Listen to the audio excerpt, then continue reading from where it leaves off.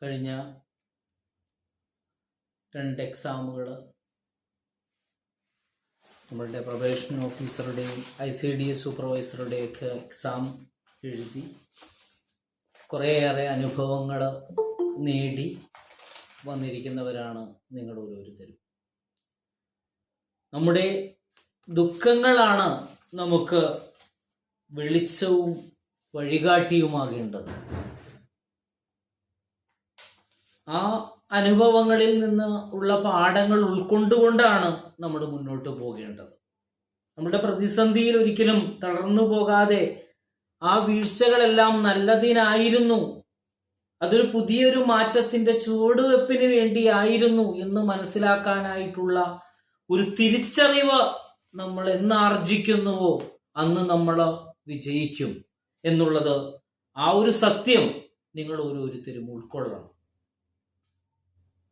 കഴിഞ്ഞതോർത്ത് ദുഃഖിച്ച് ഒന്നും നടക്കില്ല എന്ന് കരുതി ഇരിക്കുകയല്ല വേണ്ടത്. മറിച്ച് ഇനി വരുന്നത് എനിക്കുള്ളതാണ്, എനിക്ക് മാത്രം സ്വന്തമാണ് എന്ന് കരുതി അതിനുവേണ്ടി ആത്മാർത്ഥമായിട്ട് അധ്വാനിക്കാനായിട്ട് നിങ്ങൾക്ക് കഴിയണം.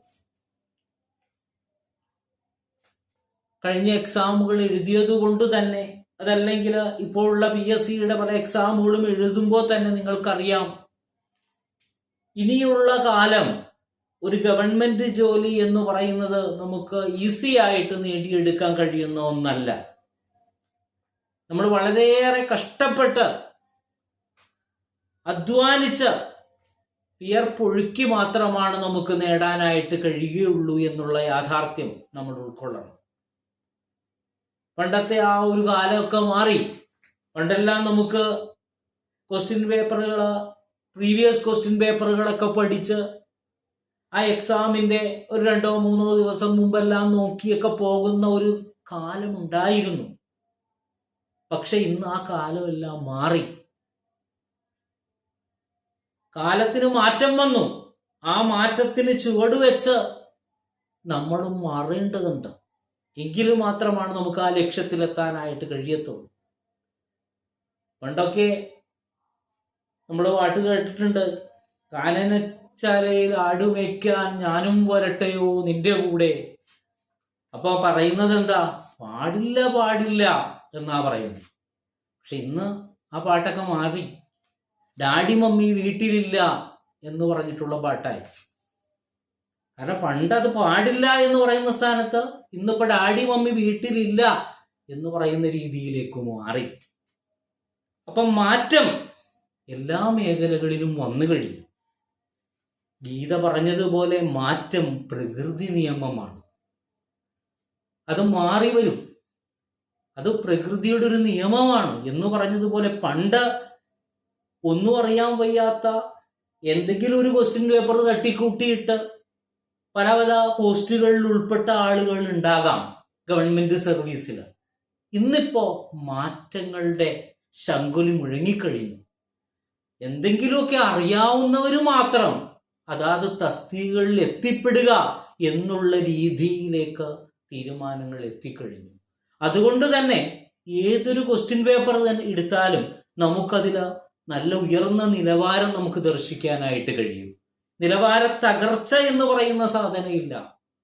പണ്ടൊക്കെ ക്വസ്റ്റ്യൻ പേപ്പറുകളിൽ ഒരിക്കലും ഒരു പ്രാധാന്യമില്ലാതെ ലുട്ടാപ്പിയുടെ വടി എവിടെയാണ് ഇരിക്കുന്നത്, മായാവി ആരെയാണ് പേടിക്കുന്നത്, ഇങ്ങനെയൊക്കെയുള്ള രീതിയിലുള്ള ക്വസ്റ്റ്യനുകളൊക്കെ നമ്മൾ കണ്ട സ്ഥാനത്ത് ഇന്ന് വളരെ സ്റ്റേറ്റ്മെന്റുകളായിട്ടുള്ള ക്വസ്റ്റ്യൻസ്, അസേർഷൻ റീസൺ, അതായത് ഓരോ സ്റ്റേറ്റ്മെന്റ് എടുത്ത് നമ്മൾ പരിശോധിക്കുമ്പോഴും അവ തമ്മിൽ എന്തോ ഒരു ബന്ധം ഉള്ളതുപോലെ നമുക്ക് തോന്നും. കൺഫ്യൂസ്ഡ് സ്റ്റേറ്റ് എന്ന് നിങ്ങൾ ഓരോരുത്തരും അതിനെ ഓമന പേരിട്ട് വിളിക്കും. അതില് ആ കൺഫ്യൂഷൻ നമ്മൾ പഠിച്ചതിനൊരു സ്ഥിരതയില്ലാത്തത് കൊണ്ടുണ്ടാകുന്നതാണ് എന്ന് മനസ്സിലാക്കാനായിട്ടുള്ള ഒരു ബോധം, ഒരു ബുദ്ധി നമുക്കില്ലാതെ പോകുന്നിടത്താണ് നമ്മൾ പരാജയപ്പെടുന്നത്. ആ കൺഫ്യൂഷൻ ഇല്ലാതിരിക്കണമെങ്കിൽ നമ്മൾ പഠിച്ചത് അടിവരയിട്ട് നമുക്ക് പഠിച്ച് മനസ്സിലാക്കി കൃത്യതയോടുകൂടി നമുക്ക് മുന്നോട്ട് പോകാനായിട്ട് പറ്റണം. ഇവിടെ നമ്മൾ പഠിക്കുന്നത് ആ സർഫസ് ലെവലിൽ നിന്നുകൊണ്ട് എന്തെങ്കിലുമൊക്കെയോ പഠിച്ചങ്ങ് പോകുന്നു. അങ്ങനെയല്ല. സർഫസ് ലെവലിൽ നിന്ന് പഠിക്കുകയല്ല നമ്മൾ ചെയ്യേണ്ടത്. അടിത്തറയോടുകൂടി അത് നമ്മൾ പഠിച്ച് അതൊരു ബേസോടുകൂടി പഠിച്ച് നമുക്ക് കൺഫ്യൂസ്ഡ് സ്റ്റേറ്റ് ഇല്ലാതെ നമുക്കത് ആൻസർ ചെയ്യാനായിട്ട് പറ്റണം. ഇത് ഈ ഒരു തസ്തികയിൽ മാത്രമല്ല, ഇനിയുള്ള എല്ലാ തസ്തികകളിലും നമ്മൾ അനുവർത്തിക്കേണ്ട ഒരു രീതി അതാണ്. അതല്ലാതെ ഈ പറയുന്ന രീതിയിൽ എന്തെങ്കിലുമൊക്കെ കാണിച്ചു കൂട്ടാം എന്ന് കരുതി പോയി കഴിഞ്ഞാൽ ഇപ്പോൾ കഴിഞ്ഞ എക്സാമുകളുടെ അതേ രീതി തന്നെ ഇവിടെ പ്രതിഫലിക്കും എന്നുള്ളതാണ് ഇനിയുള്ള കാലത്ത് നമ്മൾ പ്രതീക്ഷിക്കേണ്ടത്. അതുപോലെ ഒരിക്കലും ഇനി കുറേ ഒഴിവുകൾ നോക്കി വെറുതെ നമ്മളിങ്ങനെ കാത്തിരുന്നിട്ട് യാതൊരുവിധ കാര്യവുമില്ല. അതിൽ കുറേ ഒഴിവുകളില്ലല്ലോ, അതിൽ ഒരെണ്ണല്ലേ ഉള്ളൂ, അല്ലെങ്കിൽ 0 ഒഴിവാണല്ലോ, പ്രതീക്ഷിത ഒഴിവാണല്ലോ, അപ്പൊ പിന്നെ അപ്ലൈ ചെയ്യണ്ട, പഠിക്കണ്ട. ഇനി ചാകര വരട്ടെ, ഒരു ചാകരയും ഇനി വരാനില്ല. ഇനി ഒരു ചാകരയും വരാനില്ല. ഇത് നിങ്ങൾ മനസ്സിലാക്കണം. ഇനി എപ്പോഴും ഒരൊഴിവ് അല്ലെങ്കിൽ പ്രതീക്ഷിത ഒഴിവ് ഇങ്ങനെയുള്ളതേ വരത്തുള്ളൂ. ആ ഒരൊഴിവിലേക്ക് നമുക്കെത്താനായിട്ട് കഴിയണം. ആ ഒരൊഴിവാണ് നമ്മുടെ ജീവിതം, നമ്മുടെ ജീവൻ എന്ന് നമ്മൾ തിരിച്ചറിയണം. അതിനുവേണ്ടി സമയം നമ്മൾ കണ്ടെത്തണം.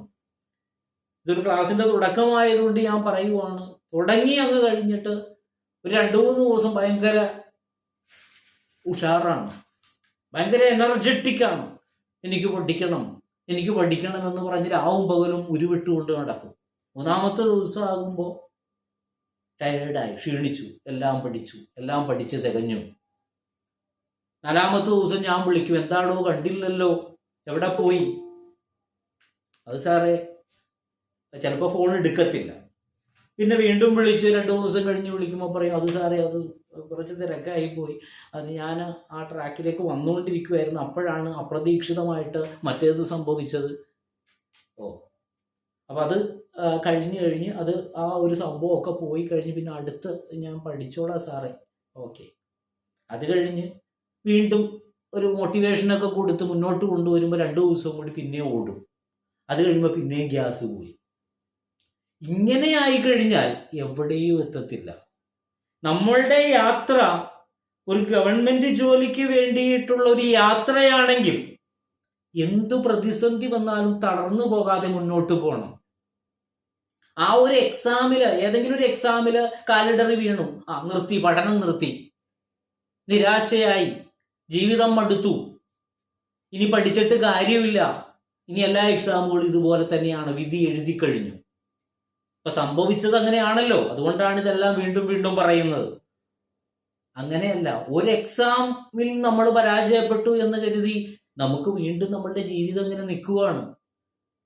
നമ്മൾ എപ്പോഴും പ്രാധാന്യം കൊടുക്കേണ്ടത് നമ്മുടെ വയസ്സിനാണ്, അല്ലാണ്ട് നടന്നുപോയ എക്സാമിനല്ല. നമ്മുടെ ആ പ്രായപരിധിക്കുള്ളിൽ 36 വയസ്സ് എന്ന് പറയുന്ന പ്രായപരിധി, അത് OBC വിഭാഗങ്ങൾക്കും മറ്റു SC ST വിഭാഗങ്ങൾക്കും 3-5 വർഷത്തെ ഇളവുകൾ. അപ്പൊ 39-41 വയസ്സ്, ആ പ്രായം, അത് ആണ് നമ്മുടെ മനസ്സിൽ വരേണ്ടത്.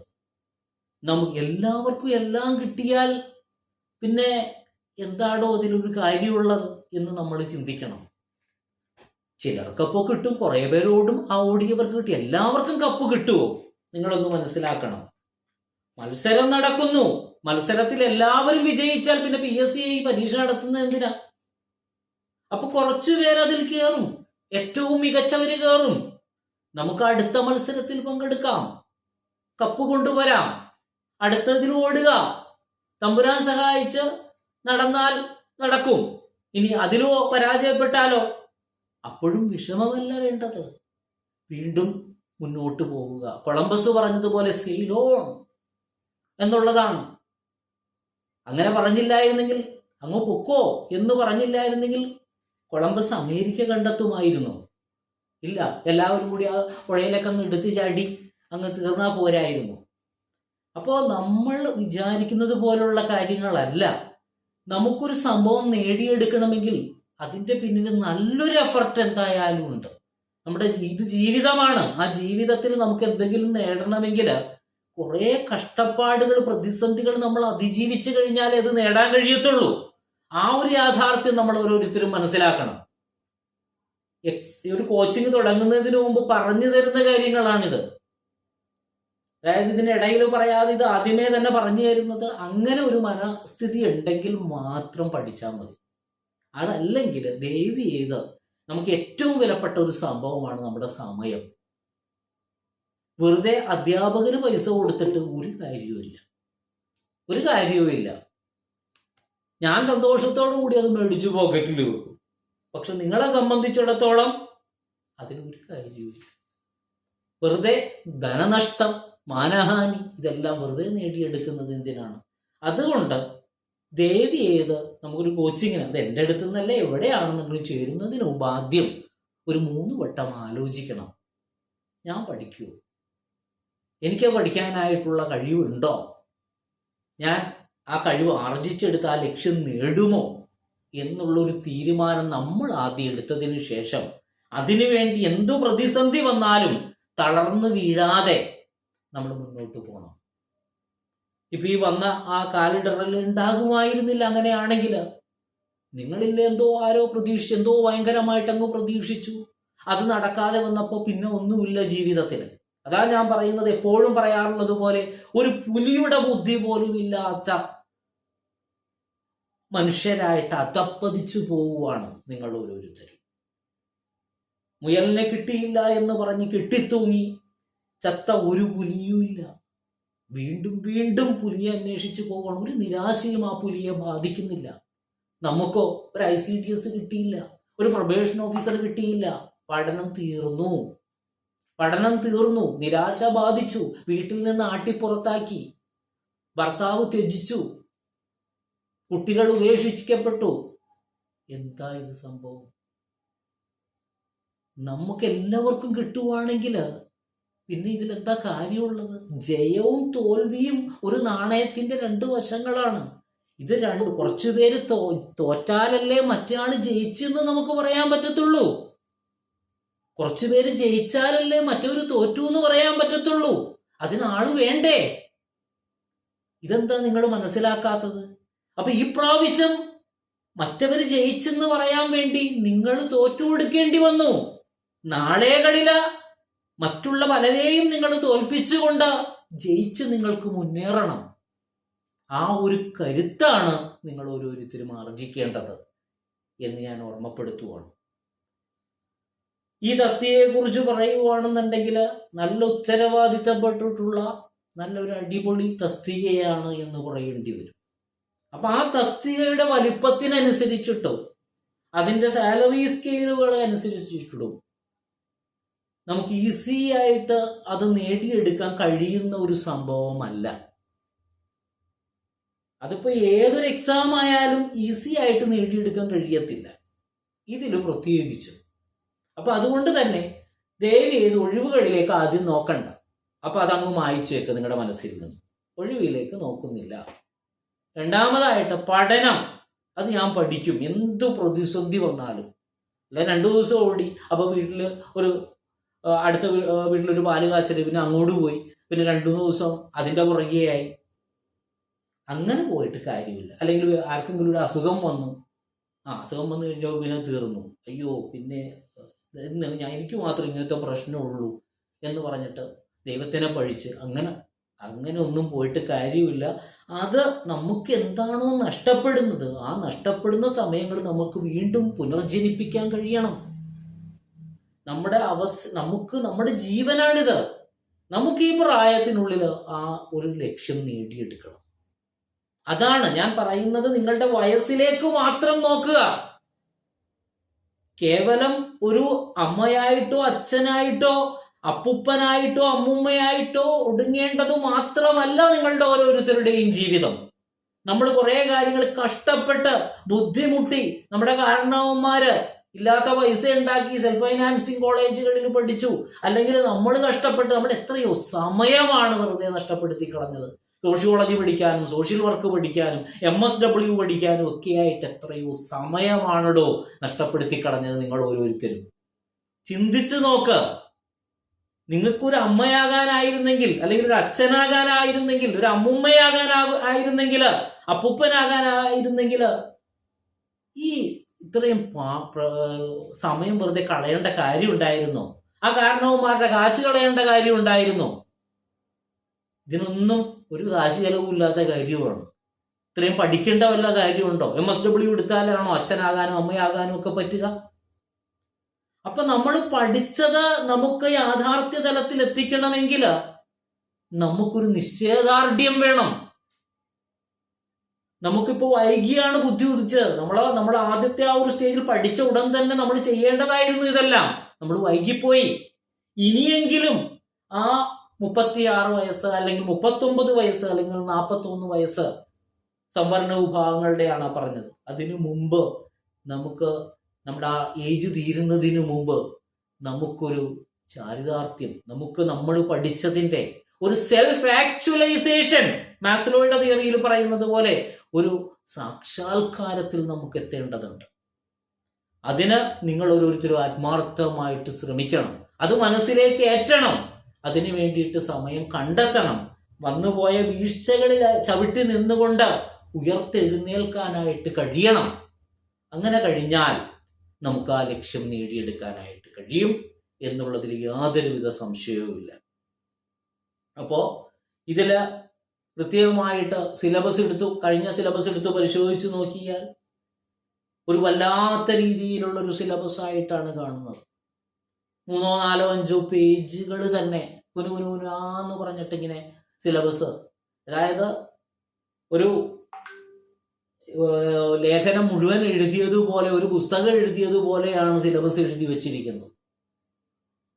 ഇതിൽ ഏത് വരും, എവിടെ നിന്ന് വരും, എങ്ങനെ വരും എന്നൊന്നും നമുക്ക് ആർക്കും അറിയത്തില്ല. പക്ഷെ പഠിക്കേണ്ടതുണ്ട്. അത്രയും വാസ്റ്റായിട്ടുള്ള വിശാലമായിട്ടുള്ള ഒരു സിലബസ് ആണ് നമ്മുടെ മുമ്പിലുള്ളത്. ഇനി സമയപരിമിതിയോ, അതായത് സമയം, എനിക്ക് തോന്നുന്നു പ്രൊബേഷൻ ഓഫീസറുടെയൊക്കെ പെട്ടെന്ന് എക്സാം വന്നു. അപ്പൊ അതുകൊണ്ട് തന്നെ 1 കൊല്ലം 2 കൊല്ലം ഒന്നും ചിലപ്പോൾ നമുക്ക് വെയിറ്റ് ചെയ്യേണ്ടി വരത്തില്ല. എക്സാം ഉടൻ തന്നെ വരും. മനസ്സിലായി? ഒരു 4 5 മാസങ്ങൾക്കുള്ളിൽ നമുക്ക് പ്രതീക്ഷിക്കണം. അത് കൂടിപ്പോയോ എന്നൊരു സംശയം കൂടിയുണ്ട്. അതിനു മുമ്പ് ചിലപ്പോൾ വരാം. ഇതെല്ലാം നമ്മൾ മുൻകൂട്ടി കാണേണ്ട ഘടകമാണ്. ഇപ്പോഴുള്ള എക്സാമുകളെല്ലാം ഒത്തിരി അങ്ങ് ഡിലേ ആയി വരുന്നില്ല. ICDS പിന്നെ കുറച്ച് വന്നു. അപ്പൊ ചില എക്സാമുകളിൽ പുറകോട്ട് പോക്കും, ചില എക്സാമുകളിൽ മുന്നോട്ട് പോക്കും കാണുന്നുണ്ട്. അപ്പോ ഇതിൽ ഏത് വിഭാഗത്തിന് നമ്മുടെ എക്സാം വരുമെന്ന് പറയാനായിട്ട് കഴിയത്തില്ല. എങ്കിലും നമുക്കൊരു കാര്യം ഉറപ്പിക്കാം, അധികം വൈകത്തില്ല. അങ്ങനെ വരും എന്നുള്ള ഒരു വിശ്വാസത്തിൽ വേണം നമ്മൾ മുന്നോട്ട് പോകാനായിട്ട്. അപ്പൊ അതുകൊണ്ട് തന്നെ ഡേ 1 തുടങ്ങി നമ്മൾ അങ്ങ് പഠിച്ചു തുടങ്ങണം. അല്ലാതെ ഇന്ന് പഠിപ്പിക്കുന്നത് നാളെ ആവട്ടെ, അത് മറ്റന്നാളാവട്ടെ എന്ന് പറഞ്ഞ് ലേലം വിളിച്ചുകൊണ്ട് നടന്നാൽ അവസാനം ഇപ്പൊ കഴിഞ്ഞതുപോലെ തന്നെ എന്തോ പോയ അണ്ണാനെ പോലെ ഇരിക്കേണ്ടി വരും. മനസ്സിലായോ? അപ്പൊ ആ ഒരു അവസ്ഥ ദയവ് ചെയ്ത് ഉണ്ടാകാതിരിക്കണമെങ്കിൽ നമ്മൾ ഉദ്ദേശിക്കണം. ഇവിടെ എനിക്ക് പഠിപ്പിക്കാൻ മാത്രമേ കഴിയത്തുള്ളൂ. പഠിക്കേണ്ടത് നിങ്ങൾ ഓരോരുത്തരുമാണ്. നിങ്ങൾക്ക് ഓരോരുത്തർക്ക് എത്ര സമയങ്ങൾ ചെലവഴിക്കാൻ കഴിയും, എങ്ങനെയാണ് നിങ്ങളുടെ വീട്ടിലെ സാഹചര്യങ്ങൾ, എങ്ങനെയാണ് നിങ്ങൾ കുട്ടികളെ മാനേജ് ചെയ്യേണ്ടത്, ഇതൊന്നും എനിക്കറിയത്തില്ല. നിങ്ങളുടെ വീട്ടിലെ അവസ്ഥകൾ നിങ്ങൾക്ക് ഓരോരുത്തർക്കുമാണ് അറിയാൻ പറ്റുന്നത്. അപ്പൊ അതുകൊണ്ട് തന്നെ നിങ്ങൾ ആ ഒരു രീതിയിൽ അത് മാനേജ് ചെയ്ത് മുന്നോട്ട് പോകണം. ഒരു എക്സാമിന് പഠിക്കുന്നു എന്ന് കരുതിയിട്ട് നിങ്ങളുടെ മക്കളെ അങ്ങ് ഉപേക്ഷിക്കരുത്. വിവാഹം കഴിച്ചവരുടെ കാര്യം, അവർ ഭർത്താക്കന്മാരെ അങ്ങ് ഉപേക്ഷിച്ച് കളയരുത്, ഭാര്യമാരെ അങ്ങ് ഉപേക്ഷിക്കരുത്. അങ്ങനെയല്ല സമയം കണ്ടെത്തേണ്ടത്. ഇവരെല്ലാവരെയും ഒരു കരവലയത്തിനുള്ളിലാക്കിക്കൊണ്ട്, നമ്മുടെ കുടുംബത്തിലുള്ള എല്ലാവരെയും ഒരു കരവലയത്തിനുള്ളിലാക്കിക്കൊണ്ട് നമുക്ക് നമ്മളുടേതായിട്ടുള്ള സമയങ്ങളിൽ വിട്ടുവീഴ്ചകൾ ചെയ്തുകൊണ്ട് നമുക്ക് മുന്നോട്ട് പോകാനായിട്ട് കഴിയണം. ഇപ്പൊ നമുക്ക് ഏറ്റവും കൂടുതൽ കോംപ്രമൈസ് ചെയ്യാൻ പറ്റുന്നത് നമ്മുടെ ഉറക്കത്തിലാണ്. ബാക്കിയുള്ള കാര്യങ്ങൾ നമുക്ക് പറ്റത്തില്ല. കുട്ടികളെ പഠിപ്പിക്കാതിരിക്കാൻ പറ്റുമോ? ഇല്ല. കാരണം നമ്മൾ ICDS പഠിച്ചു കഴിഞ്ഞപ്പോൾ ചില കുട്ടികളെ ശ്രദ്ധിക്കാതിരുന്നത് മൂലം ആ കുട്ടികളുടെ മാർക്കുകളൊക്കെ താഴേക്ക് പോയി. കുട്ടികൾ അമ്മയിൽ നിന്ന് അകന്നു. ഇതൊക്കെ ആരാ വരുത്തി വെക്കുന്നേ? നമ്മൾ പഠിക്കുന്നു എന്ന് കരുതി ഇവരെ എല്ലാം അങ്ങ് ഉപേക്ഷിച്ചുകൊണ്ട് ഒരു രീതിയിലേക്ക് പോയി കഴിഞ്ഞാൽ അത് ഭയങ്കര പ്രശ്നങ്ങൾ ഉണ്ടാക്കും. ഇവരെല്ലാവരെയും നമുക്ക് ഒരു തട്ടിൽ നിർത്തിക്കൊണ്ട് വേണം മുന്നോട്ട് പോകാനായിട്ട്. പഠനത്തിന്റെ തിരിച്ചുളയിലേക്ക് എടുത്ത് ചാടണം എന്ന് പറയുമ്പോൾ ഈ പറയുന്ന പോലെ കുട്ടികളെയും ബാക്കിയുള്ളവരെയൊക്കെ അങ്ങ് ഉപേക്ഷിച്ചുകൊണ്ട് അങ്ങനെ ഒരു യാത്ര നടത്തിക്കഴിഞ്ഞാൽ നിങ്ങൾക്കത് ലഭ്യമാകാതിരിക്കുമ്പോൾ ഉണ്ടാകുന്ന ആഘാതം നിങ്ങൾക്ക് താങ്ങാൻ കഴിയുന്നതിലപ്പുറമായിരിക്കും. അപ്പൊ അതുകൊണ്ട് ഇവരെല്ലാവരെയും നമുക്ക് ഒരുമിച്ച് നിർത്തിക്കൊണ്ട് തന്നെ നമുക്ക് മുന്നോട്ട് പോകാനായിട്ട് കഴിയണം. എന്നിട്ട് നമ്മളുടെ ഉറക്കങ്ങളിലും നമ്മളുടെ വർക്കുകൾ ചെയ്യുന്നതിലും ഒക്കെ നമ്മൾ ഇപ്പോൾ വീട്ടിൽ വേറെ ജോലി പുറത്തേക്ക് പോകാത്തവരാണെങ്കിൽ വീട്ടിലെ ജോലിയാണ്. അപ്പോൾ അത് പെട്ടെന്ന് തന്നെ സ്പീഡിൽ ചെയ്ത് പെട്ടെന്ന് തന്നെ നമ്മൾ പഠിക്കാനും, നമുക്ക് രാത്രിയാണെന്നുണ്ടെങ്കിലും ഉറക്കം നമ്മൾ 10 മണിക്കാണ് ഉറങ്ങുന്നെങ്കിൽ 11 മണിക്ക് ഉറങ്ങി 1 മണിക്കൂർ കണ്ടെത്തുക. അങ്ങനെയൊക്കെയുള്ള ചില ടെക്നിക്കുകളിലൂടെ മാത്രം നമ്മൾ സമയം കണ്ടെത്തി അതിനിടയിൽ കുട്ടികളെ പഠിപ്പിക്കുന്ന അങ്ങനെ ഓരോ കാര്യങ്ങളിലും വിട്ടുവീഴ്ചകൾ ചെയ്തുകൊണ്ട് നമ്മൾ മുന്നോട്ട് പോകുക എന്നുള്ളതാണ് അതിനുള്ള പ്രതിവിധി. പിന്നെ ക്വസ്റ്റ്യൻ പേപ്പറുകൾ ശ്രദ്ധിച്ചു, ക്വസ്റ്റ്യൻ പേപ്പറുകളിൽ വന്ന മാറ്റങ്ങൾ നമുക്ക് മനസ്സിലായി, അവിടെ നിന്ന് നമുക്കൊരു ഗുണപാഠങ്ങൾ കിട്ടി. തീർച്ചയായിട്ടും കിട്ടിയിട്ടുണ്ട് നിങ്ങൾക്ക് ഓരോരുത്തർക്കും ആ ഗുണപാഠം. ആ ക്വസ്റ്റ്യൻ ചോദിക്കുന്ന പാറ്റേൺ നിങ്ങൾ ഓരോരുത്തരും അവിടെ ചെന്ന് ഫേസ് ചെയ്തപ്പോൾ ഉണ്ടായിരുന്നത് ICDS എഴുതി കഴിഞ്ഞ് പ്രൊബേഷൻ ഓഫീസർ എഴുതിയവർക്ക് ശരിക്കും ആ മാറ്റങ്ങൾ പ്രകടമായി. ICDS ഉണ്ടായ അവസ്ഥയാണോ പ്രൊബേഷൻ ഓഫീസർക്ക് ഉണ്ടായത്? ഈ അധ്യാപകൻ പറയുന്നത് ശരിയല്ലേ? അവിടെ എക്സാം എല്ലാം ഒരേപോലെ തന്നെയാണ്, പക്ഷെ എന്തുകൊണ്ടോ അത് കുറച്ച് എളുപ്പമായിട്ട് തോന്നി എന്നാ പറയുന്നേ. എന്തുകൊണ്ടായിരിക്കും അത് എളുപ്പമായിട്ട് തോന്നിയത്? ഒരു അനുഭവം ഉള്ളത് കൊണ്ടാണ്. എന്തുകൊണ്ടാണ് അത് എളുപ്പമാണെന്ന് നിങ്ങൾ പറഞ്ഞത്? ഒരെണ്ണത്തിനെ താരതമ്യം ചെയ്തുകൊണ്ടാണ് നിങ്ങൾക്ക് പറയാൻ കഴിഞ്ഞത്. ICDS എഴുതിയില്ലെങ്കിലോ അയ്യോ ഇത് ഭയങ്കര ടഫാണേ, വെൽഫെയർ ഓഫീസർ എഴുതിയപ്പോൾ അത് കുറച്ച് എളുപ്പമാണ് എന്ന് നിങ്ങൾ പറയും. അപ്പോൾ ഒന്ന് മറ്റൊന്നിനെ കമ്പയർ ചെയ്തുകൊണ്ടാണ് നമ്മൾക്ക് പറയാനായിട്ട് കഴിയുന്നത്. അപ്പൊ അതുകൊണ്ട് ആ ക്വസ്റ്റ്യന്റെ പാറ്റേൺ നമുക്ക് മനസ്സിലായി. നമ്മൾ അവിടെ ചെല്ലുമ്പോൾ നമ്മളിൽ ഉണ്ടാകുന്ന ചില വ്യതിയാനങ്ങളാണ്. അതായത് എല്ലാം കൺഫ്യൂസ്ഡ് ആയിട്ടുള്ള അവസ്ഥയിലായിരിക്കും, ഓരോന്നും ഇങ്ങനെ മാടി മാടി വിളിക്കും. നമ്മളപ്പോ കുറെയൊക്കെ നമ്മൾ പഠിച്ചേക്കുന്ന ഒരു ആവേശം കൊണ്ട് കണ്ണിൽ ഇരുട്ട് കയറി അത് ശരിയാണ് എന്ന് പറഞ്ഞങ്ങ് മാർക്ക് ചെയ്യും. വീട്ടിൽ വന്ന് ചിലപ്പോൾ നോക്കുമ്പോൾ ചിലപ്പോൾ കറക്റ്റ് ആൻസർ ചിലപ്പോൾ കിട്ടിയെന്നിരിക്കും. ആ സമയത്തിലുള്ളൊരു മാനസികാവസ്ഥയിൽ നമുക്കത് തെറ്റിപ്പോകുന്നു. അപ്പോൾ ഇവിടെ കുഴപ്പമാർക്കാണ്? നിങ്ങൾക്കാണ്. എന്തുകൊണ്ടാണ് ആ കുഴപ്പം വരുന്നത്? അതിനുള്ള പ്രതിവിധി നമ്മൾ ചെയ്യണം. നമുക്കൊരു അസുഖം വന്നു, നമ്മളെന്താണ്? അതിനുള്ള പ്രതിവിധിയാണ് നമ്മൾ ചെയ്യേണ്ടത്. നല്ലൊരു അസുഖം വന്നെന്ന് പറഞ്ഞ് കൈ കെട്ടി നമ്മൾ ഇരുന്നിട്ട് വല്ല കാര്യമുണ്ടോ? അത് മാറാൻ വേണ്ടി നമ്മൾ മരുന്ന് കഴിക്കണം എന്ന് പറഞ്ഞതുപോലെ നമുക്ക് ഈ എക്സാമിൽ നല്ല രീതിയിൽ പെർഫോം ചെയ്യാനായിട്ട് നമ്മൾ കൃത്യതയോടുകൂടിയും വ്യക്തതയോടുകൂടിയുള്ളൊരു പഠനം നമ്മൾ കാഴ്ചവെച്ചുകൊണ്ട്, ഇതുവരെയും പഠിച്ചില്ല എന്ന് കുറ്റപ്പെടുത്തുവല്ല, നിങ്ങൾ 100% പഠിച്ചു, പക്ഷേ നമ്മൾ ആ റാങ്കിലേക്ക് എത്തുന്ന ഒരു പഠന സംവിധാനത്തിലേക്കോ അല്ലെങ്കിൽ പിഴക്കാതെ പോകുന്ന ഒരു പഠനത്തിലേക്കോ നമ്മൾ എത്തിയില്ല എന്നുള്ളതാണ് വാസ്തവം. അപ്പൊ അതുകൊണ്ട് ഇനി അങ്ങനെ ഒരു സെറ്റപ്പിൽ നമ്മൾ എത്തരുത്. നമ്മൾ പൂർണ്ണമായിട്ടൊരു തീരുമാനമെടുത്തു, പറ്റിയതേ പറ്റിയുള്ളൂ, ഇനി പറ്റാനായിട്ട് എൻ്റെ ജീവിതത്തിൽ ഞാൻ സമ്മതിക്കത്തില്ല. ഞാൻ എന്തായാലും ഇത് ഞാൻ ക്രാക്ക് ചെയ്തെടുക്കും. അത് എൻ്റെ ഒരു വാശിയാണ്. കാരണം ഞാൻ ഇത്രയും കഷ്ടപ്പെട്ട പല കാര്യങ്ങളും ഞാൻ പഠിച്ചത് ഞാൻ കേവലം ഒരു നിസ്സാരമായിട്ടുള്ള ജോലിയിലൂടെ കടന്നു പോകാനും എൻ്റെ ഈ പ്രായം കഴിക്കാനുമല്ല, മറിച്ച് എനിക്ക് ആ ലക്ഷ്യത്തിലേക്ക്, എൻ്റെ സ്വപ്നമായിട്ടുള്ള ആ ഗവൺമെന്റ് ജോലിയിലേക്ക് എനിക്ക് എത്തണം. തീർച്ചയായിട്ടും അതിനെനിക്ക് കഴിയട്ടെ എന്ന് ഞാൻ ആത്മാർത്ഥമായിട്ട് പ്രാർത്ഥിക്കുവാണ്. അപ്പോൾ നമുക്ക് പുതിയൊരു യാത്ര ഇന്നു മുതൽ ആരംഭിക്കാൻ പോവുകയാണ്. ഈ യാത്രയിൽ നമ്മൾ എടുക്കേണ്ട തീരുമാനങ്ങളെല്ലാമാണ് ഞാൻ നിങ്ങളോട് ഓർമ്മപ്പെടുത്തിയത്. ഈ യാത്രയിൽ കഴിഞ്ഞ എല്ലാ യാത്രയിലും പോലെ നിങ്ങൾ ഒരിക്കലും തനിച്ചല്ല.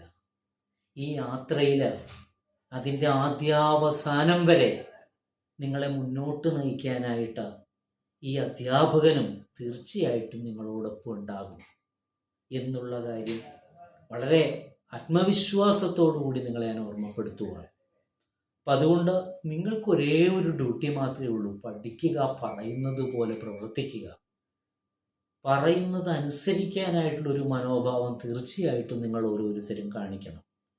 അത് പഠിപ്പിക്കുന്നവർക്കേ അതിൻ്റെ ആ ദുഃഖം മനസ്സിലാകത്തുള്ളൂ. അത് നമ്മളുടെ ആത്മാർത്ഥത ഇട്ട് കൂട്ടിക്കുഴച്ചുകൊണ്ട് പഠിപ്പിക്കുമ്പോഴാണ് നമുക്കത് ഒരാഘാതമായിട്ട് മാറുന്നത്. അതുകൊണ്ടാണ് പറയുന്നത് അനുസരണക്കേട് ദയവ് ചെയ്ത് കാണിക്കരുത്. അങ്ങനെ എന്തെങ്കിലും കാണിക്കണമെന്നുണ്ടെങ്കിൽ ദയവ് ചെയ്ത് നിങ്ങൾ എന്നെ വിട്ട് വേറെ എവിടെയെങ്കിലും പഠിച്ചോളൂ എന്നുകൂടി ഞാൻ ഓർമ്മപ്പെടുത്തുകയാണ്. എനിക്ക് സാമ്പത്തിക നഷ്ടം ഉണ്ടാകും നിങ്ങൾ പോകുമ്പോൾ, ശരി, ഓക്കെ. പക്ഷേ മനോവേദന എന്ന് പറഞ്ഞാൽ ഈ സാമ്പത്തിക നഷ്ടത്തേക്കാൾ വലിയൊരു കാര്യമാണ്. അത് നിങ്ങൾ ഓരോരുത്തരും മനസ്സിലാക്കുക. അതുകൊണ്ട് അനുസരണക്കേട് എന്ന് പറഞ്ഞാൽ എന്നെ ചീത്ത പറയുക എന്നുള്ളതല്ല ഉദ്ദേശിക്കുന്നത്. ക്വസ്റ്റ്യൻ പേപ്പർ ചെയ്യാൻ പറഞ്ഞാൽ ആ ക്വസ്റ്റ്യൻ പേപ്പർ ചെയ്യുക. ഇനി അഥവാ ചെയ്യാൻ പറ്റിയില്ലെങ്കിലും, ഇപ്പോൾ എല്ലാ ക്വസ്റ്റ്യൻ പേപ്പറും ആ കറക്റ്റ് സമയത്ത് ചിലപ്പോൾ ചെയ്യാൻ പറ്റിയെന്നിരിക്കത്തില്ല. എന്നാലും ഒരു മെസ്സേജ് അയച്ചുകൊണ്ട് സാറേ ഇന്ന ബുദ്ധിമുട്ടുകൾ ഉള്ളതുകൊണ്ട് പറ്റിയില്ല കേട്ടോ എന്നറിയിക്കാനായിട്ടുള്ളൊരു മനോഭാവം. കാരണം ഞാൻ നിങ്ങളെ വെയിറ്റ് ചെയ്തുകൊണ്ടിരിക്കുകയാണ്, നിങ്ങൾക്ക് എത്ര മാർക്ക് കിട്ടുന്നുണ്ട്. കാരണം നിങ്ങളുടെ മോണിറ്ററിങ് സംവിധാനമാണ് ഞാൻ.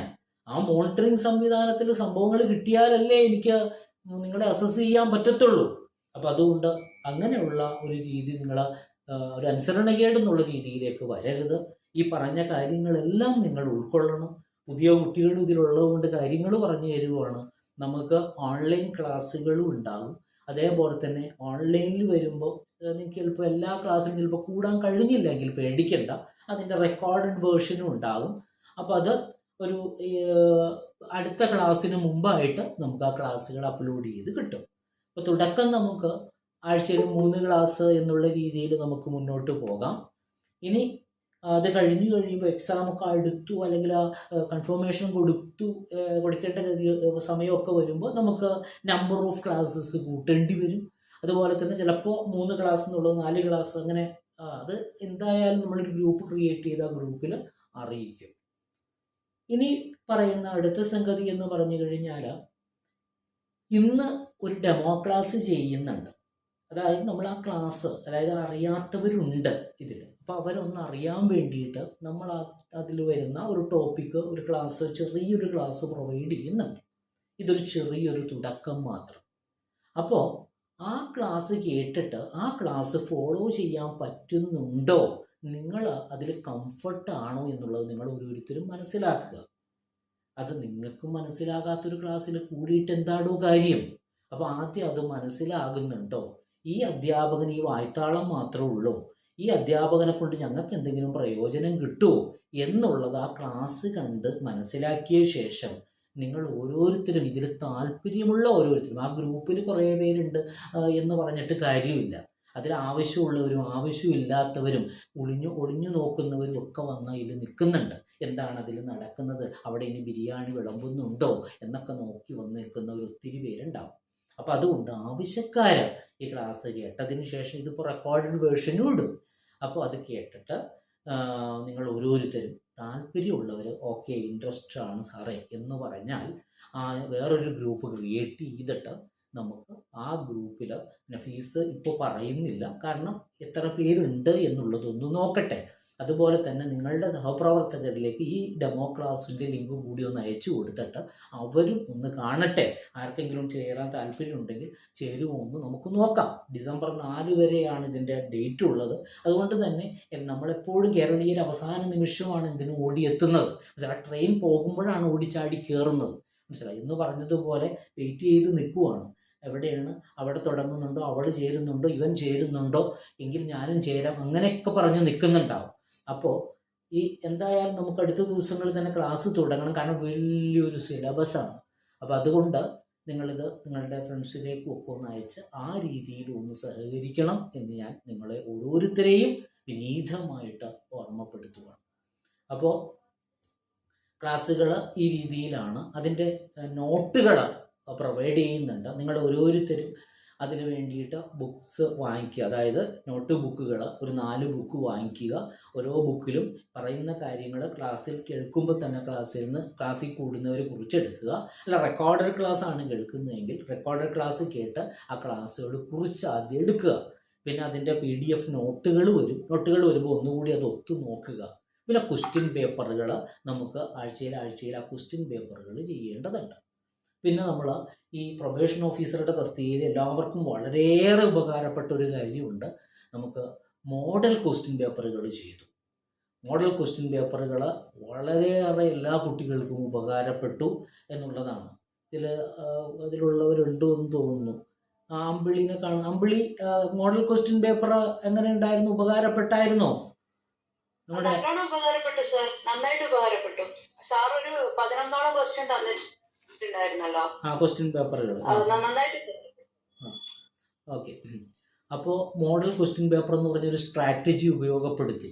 അതിലെ 11 ക്വസ്റ്റ്യൻ പേപ്പർ എന്ന് പറഞ്ഞാൽ 1100ഓളം ക്വസ്റ്റ്യൻസ്, അതായത് നമ്മുടെ ആ വിഷയങ്ങളുമായിട്ട് ബന്ധപ്പെട്ടത്. എന്നിട്ട് ഞാൻ അവരോട് പറഞ്ഞു അതുമായിട്ട് കണക്റ്റഡ് ആയുള്ള കോൺസെപ്റ്റ് നോക്കിക്കൊണ്ട് പോകണം എന്ന് പറഞ്ഞു. അതേപോലെ തന്നെ ആ ക്വസ്റ്റ്യൻ പേപ്പറിലെ ചോദ്യങ്ങൾ ആവർത്തിച്ചതിൽ വരികയുണ്ടായി.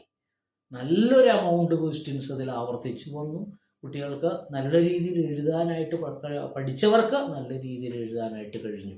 അപ്പോൾ അതേപോലെ നമുക്കൊരു മോഡൽ ക്വസ്റ്റ്യൻ സംവിധാനം നമുക്ക് കൊണ്ടുവന്ന് ശരിക്കും ഈ എക്സാമിൻ്റെ ഏറ്റവും ടോപ്പിലായിട്ട് നമുക്ക് എത്താനായിട്ട് നമുക്ക് ഓരോരുത്തർക്കും കഴിയണം എന്ന് ഞാൻ ഓർമ്മപ്പെടുത്തുകയാണ്. അപ്പോൾ ഇതാണ് എൻ്റെ ആ ക്ലാസ് എടുക്കുന്ന രീതി എന്നുള്ളതാണ്. അപ്പോൾ നമുക്ക് എന്തായാലും നമുക്ക് ക്ലാസ്സിലേക്ക് കിടക്കാം. അപ്പോൾ നമുക്ക് ഏതൊരു ക്ലാസ് ആരംഭിക്കുമ്പോഴും ഒരു പ്രാർത്ഥനയോടുകൂടിയാണ് ആ ക്ലാസ് ആരംഭിക്കുക.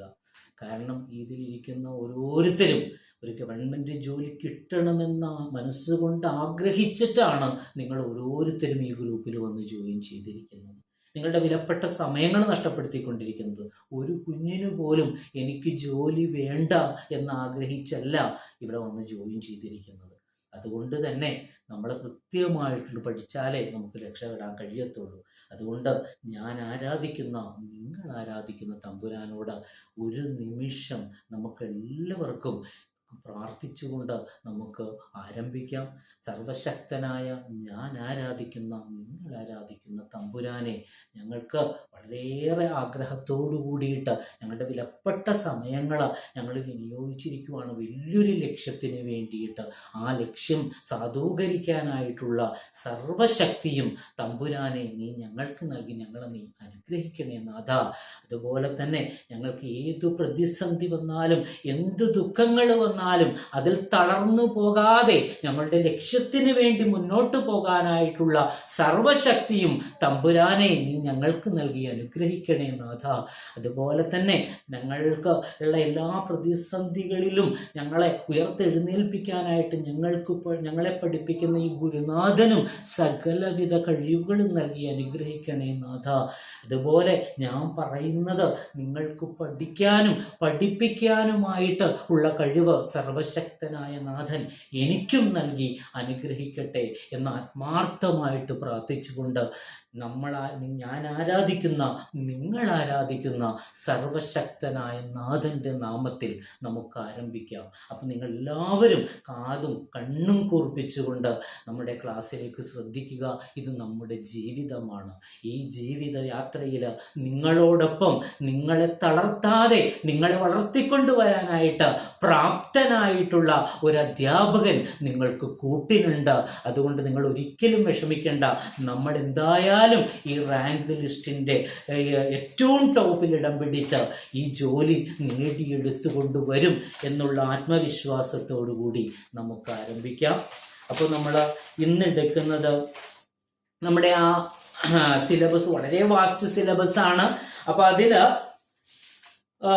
ഒഫൻസ് എന്ന് പറയുന്ന ഒരു ഭാഗത്തെ കുറിച്ച് പറയുന്നുണ്ട്. Offence.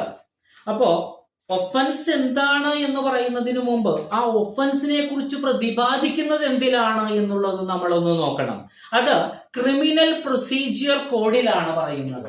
CRPC, criminal procedure code. അതാണ് CRPC, ക്രിമിനൽ നടപടിക്രമം. ആ ക്രിമിനൽ നടപടിക്രമത്തിന്റെ പുതിയ പേരാണ് ഭാരതീയ നാഗരിക് സുരക്ഷാ സംഹിത. ഭാരതീയ നാഗരിക് സുരക്ഷാ സംഹിത, BNSS എന്നാണ്. 2023 ആ പേര് ലഭ്യമായത്. അപ്പൊ മുമ്പെല്ലാം CRPC എന്ന പേരിലാണ് അറിയപ്പെടുന്നത്. ക്രിമിനൽ പ്രൊസീജിയർ കോഡ് എന്ന പേരിലാണ്. അതിന് 2023 പുതിയ മാനം കൈവന്നു. പുതിയൊരു ബില്ല് അവതരിപ്പിച്ചു. സംസ്കൃത പേരുകൾ കൊടുത്തു എന്ന് നമ്മൾ പഠിച്ചിട്ടുണ്ട്, നമ്മൾ പേപ്പറിലൊക്കെ വായിച്ചിട്ടുണ്ട്. അപ്പൊ ഭാരതീയ നാഗരിക സുരക്ഷാ സംഹിത എന്നാണ് അതിന്റെ പേര്. Indian citizen safety code. എന്താണ് Indian citizen safety code? Citizen safety code, അതാണ് BNS 2023 എന്ന പേരിൽ അറിയപ്പെടുന്നത്. അപ്പൊ നമുക്ക് ആദ്യം പഴയതിനെ ഒന്ന് പരിചയപ്പെട്ടു പോകാം.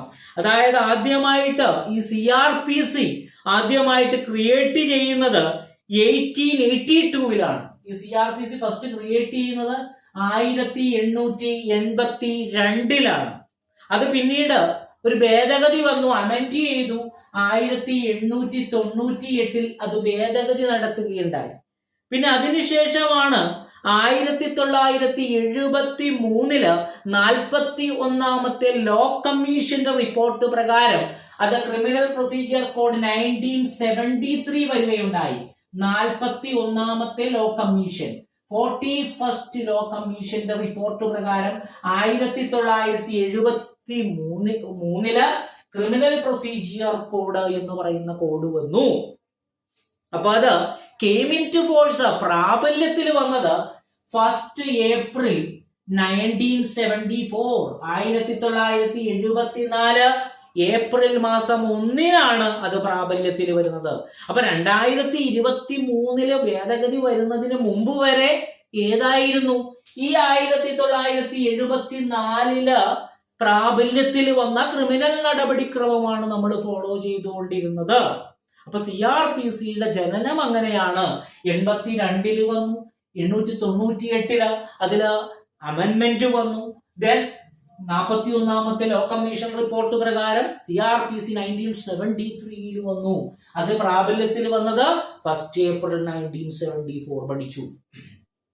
അപ്പോ 2023 അപ്പൊ ഈ CRPC എന്ന് പറഞ്ഞാൽ ആ പേരിൽ ഉണ്ട് എന്ത്? Criminal procedure code. ആ പേരിൽ പറയുന്നുണ്ട്. അപ്പൊ ഇതെന്താണ്? ഒരു പ്രൊസീജിയറൽ ലോ ആണ്. എങ്ങനെയുള്ള ലോ ആണ്? Procedural law. അതിലെ ചില നടപടിക്രമങ്ങളെ കുറിച്ചാണ് പരാമർശിക്കുന്നത്. ചില പ്രൊസീജിയേഴ്സ് ആണ് അതിൽ പറയുന്നത്. എന്ത് പ്രൊസീജിയർ ആണ് അതിൽ പറയുന്നത്? To be followed by a court. ഒരു കോടതി ഫോളോ ചെയ്യേണ്ട നടപടിക്രമങ്ങൾ അതിൽ പറയുന്നു. അതിൽ it deals with arrest, investigation, trial and sentence. അതായത് ഒരാളെ എങ്ങനെ അറസ്റ്റ് ചെയ്യാം, എങ്ങനെ അയാളെ വിചാരണ നടത്താം, ട്രയല്, അതിനുശേഷം എന്താണ് അവർക്ക് കൊടുക്കുന്ന പണിഷ്മെന്റ്, എന്തെല്ലാം കൊടുക്കാം, സെന്റൻസ്, അതേപോലെ ഏത് രീതിയിൽ അത് ഇൻവെസ്റ്റിഗേഷൻ നടത്താം, ഇങ്ങനെയുള്ള എല്ലാ പ്രൊസീജിയറുകളും അതിൽ പറയുന്നത് കൊണ്ട് CRPCയെ നമുക്ക് എന്തോമന പേരിട്ട് വിളിക്കാം? Criminal procedure code. Therefore it is a procedural law. എന്ത് ലോയാണ്? ചില പ്രൊസീജിയേഴ്സ് ആണ് അതിൽ പറയുന്നത്, ചില ചട്ടങ്ങളാണ് അതിൽ പറയുന്നത്. അതുകൊണ്ട് അതിനെ പ്രൊസീജിയറൽ ലോ എന്ന് നമുക്ക് വിളിക്കാം. പഠിച്ചു. അപ്പൊ അത് പ്രൊസീജിയറൽ ലോയാണ്. അപ്പോ code of criminal procedure deals with structure and powers of criminal codes in India. ഇന്ത്യയിലുള്ള ക്രിമിനൽ കോടതികളുടെ പവറുകള്, അതിന്റെ സ്ട്രക്ചറുകൾ, അതിന്റെ ഘടന എല്ലാം എന്തിൽ അടിസ്ഥാനപ്പെടുത്തി വരുന്നു? ഈ CRPCയിൽ അടിസ്ഥാനപ്പെട്ട് വരുന്നു. ഇന്ത്യയിലെ ക്രിമിനൽ കോടതികളുടെ ഘടന. ക്വസ്റ്റ്യൻ പേപ്പറുകളിൽ സിവിൽ കോടതി എന്ന് കാണുമ്പോൾ തെറ്റിദ്ധരിച്ചുകൊണ്ട് അത് സ്റ്റേറ്റ്മെന്റ് കറക്റ്റ് ആണെന്ന് എഴുതരുത്. ക്രിമിനൽ കോടതികളുടെ ഘടനയാണ് എന്തിൽ പറയുന്നത്? Criminal procedure code. സിവിൽ കോടതിയുടെ ഘടന എന്തിലായിരിക്കും? സിവിൽ പ്രൊസീജിയർ കോഡാണ്. അപ്പൊ ക്രിമിനൽ കോടതിയുടെ സ്ട്രക്ചറും അതിന്റെ പവറുകളും വ്യക്തമാക്കുന്നതാണ് code of criminal procedure code. അതായത് ഓരോ കോടതിക്കും ആ കോടതിയുടേതായിട്ടുള്ള പെക്യൂലിയർ ജൂറിസ്ഡിക്ഷൻ ഉണ്ട്, ഒരു അധികാരപരിധി ഉണ്ട്. ആ അധികാരപരിധി എല്ലാം നിർണയിക്കുന്നത്, വ്യക്തമായിട്ട് പറയുന്നത് ഈ ക്രിമിനൽ നടപടി ചട്ടത്തിലാണ് എന്നുള്ളത് കൃത്യമായിട്ട് ഒത്തുവെക്കുക. അപ്പോ ഇനി നമുക്ക് 2023 കടന്നു വരാം. ഈ CRPC ആണ് 2023 എന്തായിട്ട് മാറിയത്? ഭാരതീയ നാഗരിക് സുരക്ഷാ സംഹിതയായിട്ട് മാറിയത്, BNSS.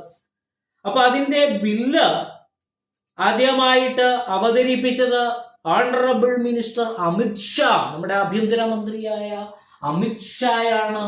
അത് ആ ബില്ല് ലോകസഭയിൽ ആദ്യമായിട്ട് അവതരിപ്പിക്കുന്നത്. എന്നാണ് അവതരിപ്പിച്ചത്? 11 ഓഗസ്റ്റ് 2023. 11 ഓഗസ്റ്റ് 2023 ആ ബില്ല് നമ്മുടെ മിനിസ്റ്ററായ അമിത് ഷാ ലോകസഭയിൽ അവതരിപ്പിക്കുന്നത്.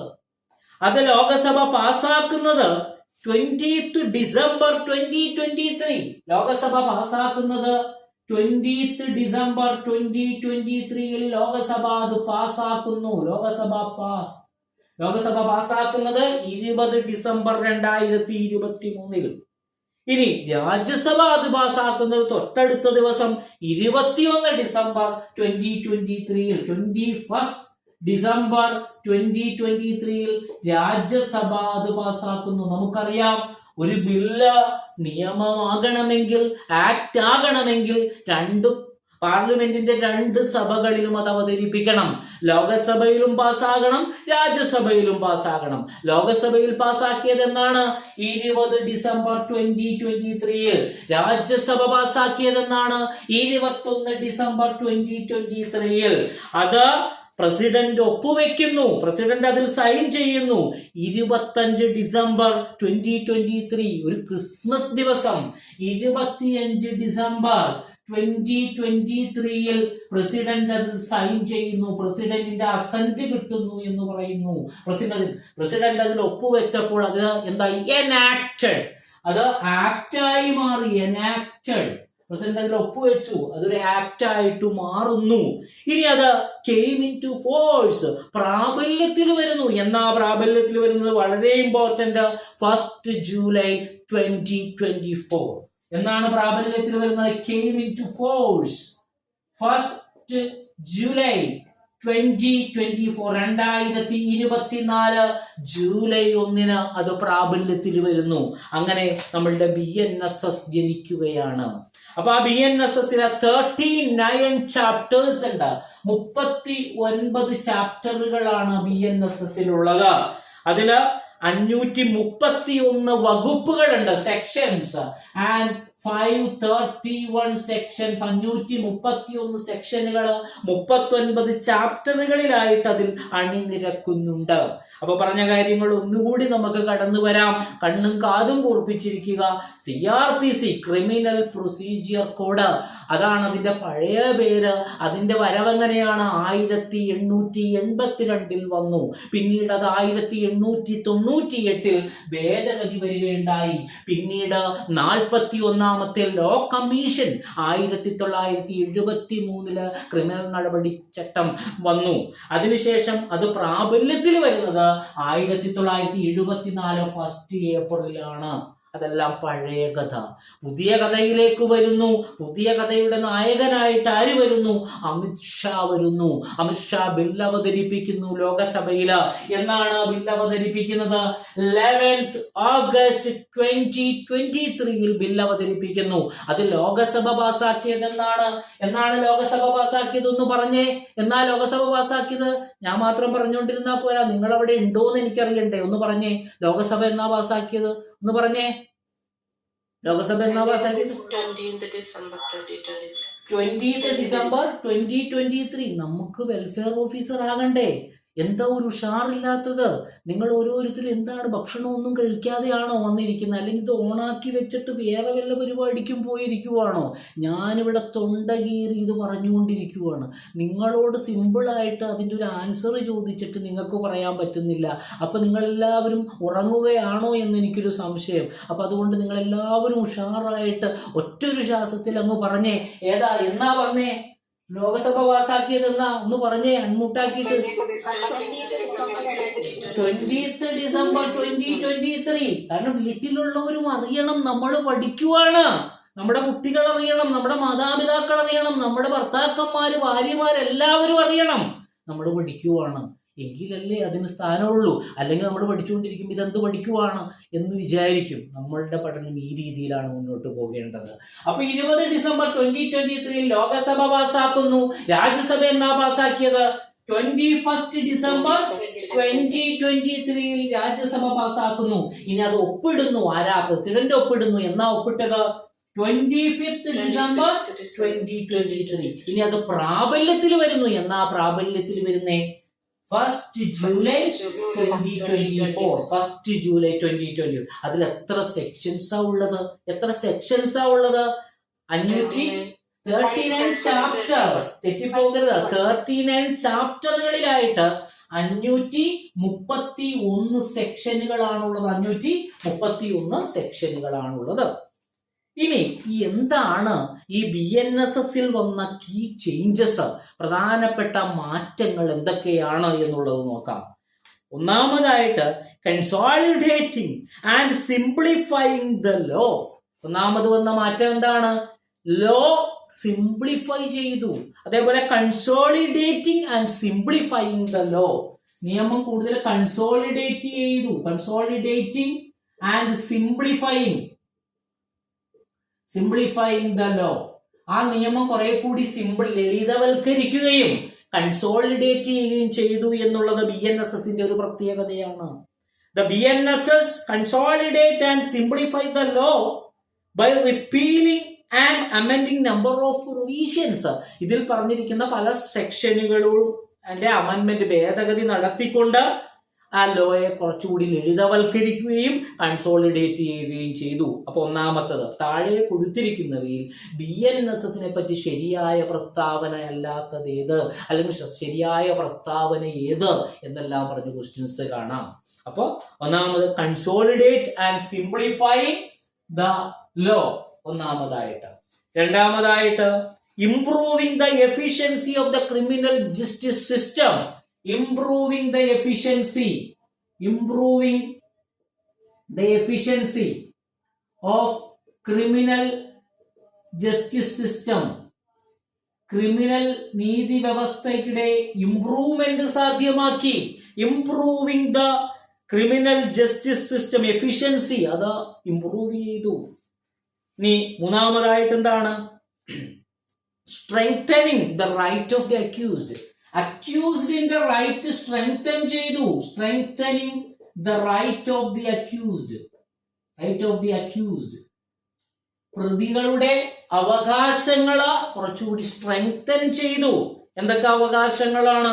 Providing for safe guards such as right to a lawyer of choice during ഇൻവെസ്റ്റിഗേഷന്റെ സമയത്ത് വരെ ലോയേഴ്സിനെ ഉപയോഗപ്പെടുത്താനായിട്ട് എന്ന് വിചാരിച്ചാൽ ഇൻവെസ്റ്റിഗേഷന്റെ കംപ്ലീറ്റ് പ്രൊസീഡിങ്സിലല്ല, അത് സർട്ടൺ റെസ്ട്രിക്ഷൻസ് ഉണ്ട്. എങ്കിൽ പോലും providing right to a lawyer of a choice, അവർക്ക് ഇഷ്ടമുള്ള ഒരു ലോയറെ തിരഞ്ഞെടുക്കാനായിട്ടുള്ള അവകാശം ഇന്ററോഗേഷന്റെ സ്റ്റേജിൽ വരെ ഉപയോഗപ്പെടുത്തി. അങ്ങനെ ആ അക്യൂസ്ഡിന്റെ റൈറ്റ് സ്ട്രെങ്തൻ ചെയ്തു.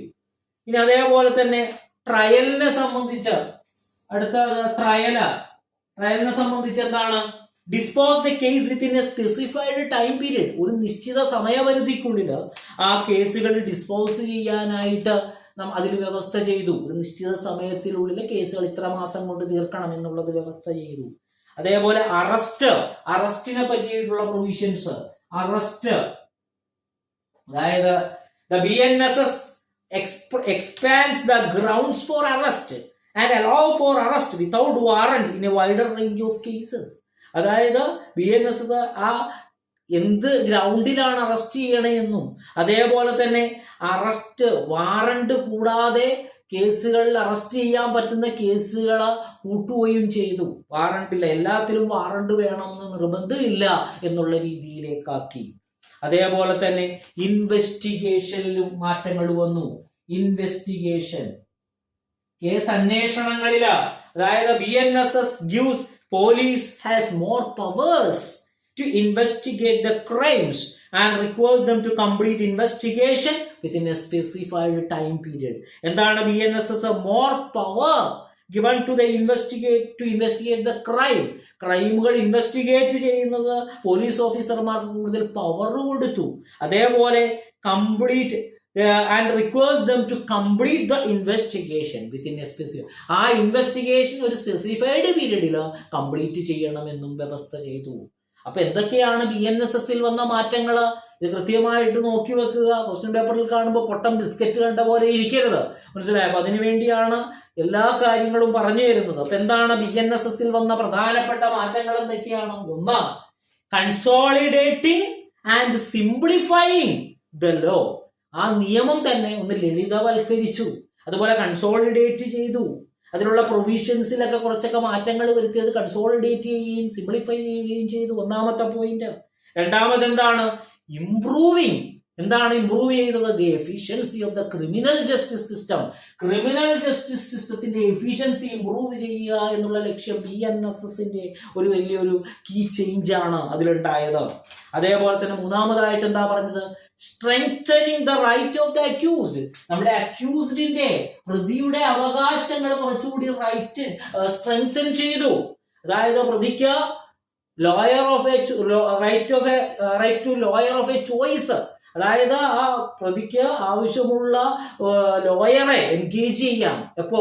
During the stage of interrogation സ്റ്റേജിൽ. പക്ഷെ അതിന് സർട്ടൻ റെസ്ട്രിക്ഷൻസ് ഉണ്ട്. പക്ഷെ നമ്മൾ പഠിക്കുമ്പോൾ അങ്ങ് പഠിക്കുക. അതേപോലെ ട്രയലിനെ സംബന്ധിച്ച് എന്താ പറഞ്ഞത്? ഒരു സ്റ്റിപ്പുലേറ്റഡ് സ്പെസിഫൈഡ് ടൈം പീരീഡിൽ വിചാരണ കംപ്ലീറ്റ് ചെയ്യണം എന്ന് പറഞ്ഞ വ്യവസ്ഥകൾ വന്നു. അതേപോലെ അറസ്റ്റ്, അടുത്ത പോയിന്റ് അറസ്റ്റിനെ കുറിച്ച് എന്താ പറഞ്ഞത്? അറസ്റ്റ് പോലീസ് ഓഫീസർക്ക് വാറണ്ട് കൂടാതെ ചില കേസുകളിൽ അറസ്റ്റ് ചെയ്യാമെന്നുള്ള വ്യവസ്ഥകൾ വന്നു. ഇൻവെസ്റ്റിഗേഷൻ നടത്തുന്ന പോലീസ് ഓഫീസർമാർക്ക് അവരുടെ കഴിവ് പ്രയോഗിക്കാനായിട്ട് അവരുടെ പവേഴ്സ് കുറച്ചുകൂടി ഇൻവെസ്റ്റിഗേറ്റ് ചെയ്യാനുള്ള പവറുകൾ കൂടുതൽ, more powers to investigate the crimes and allow them to complete the investigation within a specified time. ആ ഒരു സ്പെസിഫൈഡ് പീരീഡിനുള്ളിൽ ഇൻവെസ്റ്റിഗേഷൻ കംപ്ലീറ്റ് ചെയ്യണം എന്നും വ്യവസ്ഥ ചെയ്തു. അപ്പൊ അതാണ് BNSSലൂടെ വന്ന പ്രധാനപ്പെട്ട കീ ചേഞ്ചസ് എന്നുള്ളത് നമ്മൾ പഠിച്ചു. അപ്പൊ നമ്മുടെ CRPC പഠിച്ചു, BNSS എന്താന്ന് പഠിച്ചു, BNSSൽ വന്ന പ്രധാനപ്പെട്ട മാറ്റങ്ങൾ പഠിച്ചു. ഇനി ഈ ക്രിമിനൽ നമ്മുടെ CRPC പ്രകാരം ഒഫൻസുകളെ പല രീതിയിൽ ക്ലാസിഫൈ ചെയ്തിട്ടുണ്ട്. അപ്പൊ ആദ്യം തന്നെ നമുക്ക് എന്താണ് ഒഫൻസ്, എന്താണ് കുറ്റം എന്നുള്ളത് നമുക്ക് നോക്കാം. ഒഫൻസ് എന്ന് പറഞ്ഞാൽ അതിന്റെ നിർവചനം 2Q ഓഫ് ദി BNSSലാണ് പറയുന്നത്. 2Q of the BNS. 2Q എന്ന് പറയുന്നതിലാണ്. മുമ്പ് 2 ക്ലോസ് N ആയിരുന്നു. അതായത് ഈ 1973 2 ക്ലോസ് N ആണ്. അപ്പൊ രണ്ടും പഠിക്കണം. നമുക്ക് ഏതാണ് ചോദിക്കുന്നത് എന്ന് നമുക്ക് പറയാൻ കഴിയത്തില്ല. അപ്പൊ അതുകൊണ്ട് തന്നെ നമ്മൾ കൃത്യമായിട്ടൊന്ന് നോക്കണം. അതായത് രണ്ടും പഠിച്ചു വെക്കണം.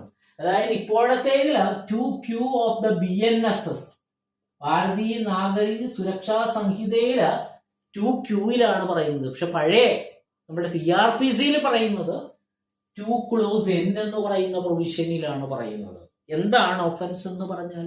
Offence means any act or omission made punishable by any law for the time being in force and includes any act in respect of which a complaint may be made under section 20 of the cattle trespass act 1871.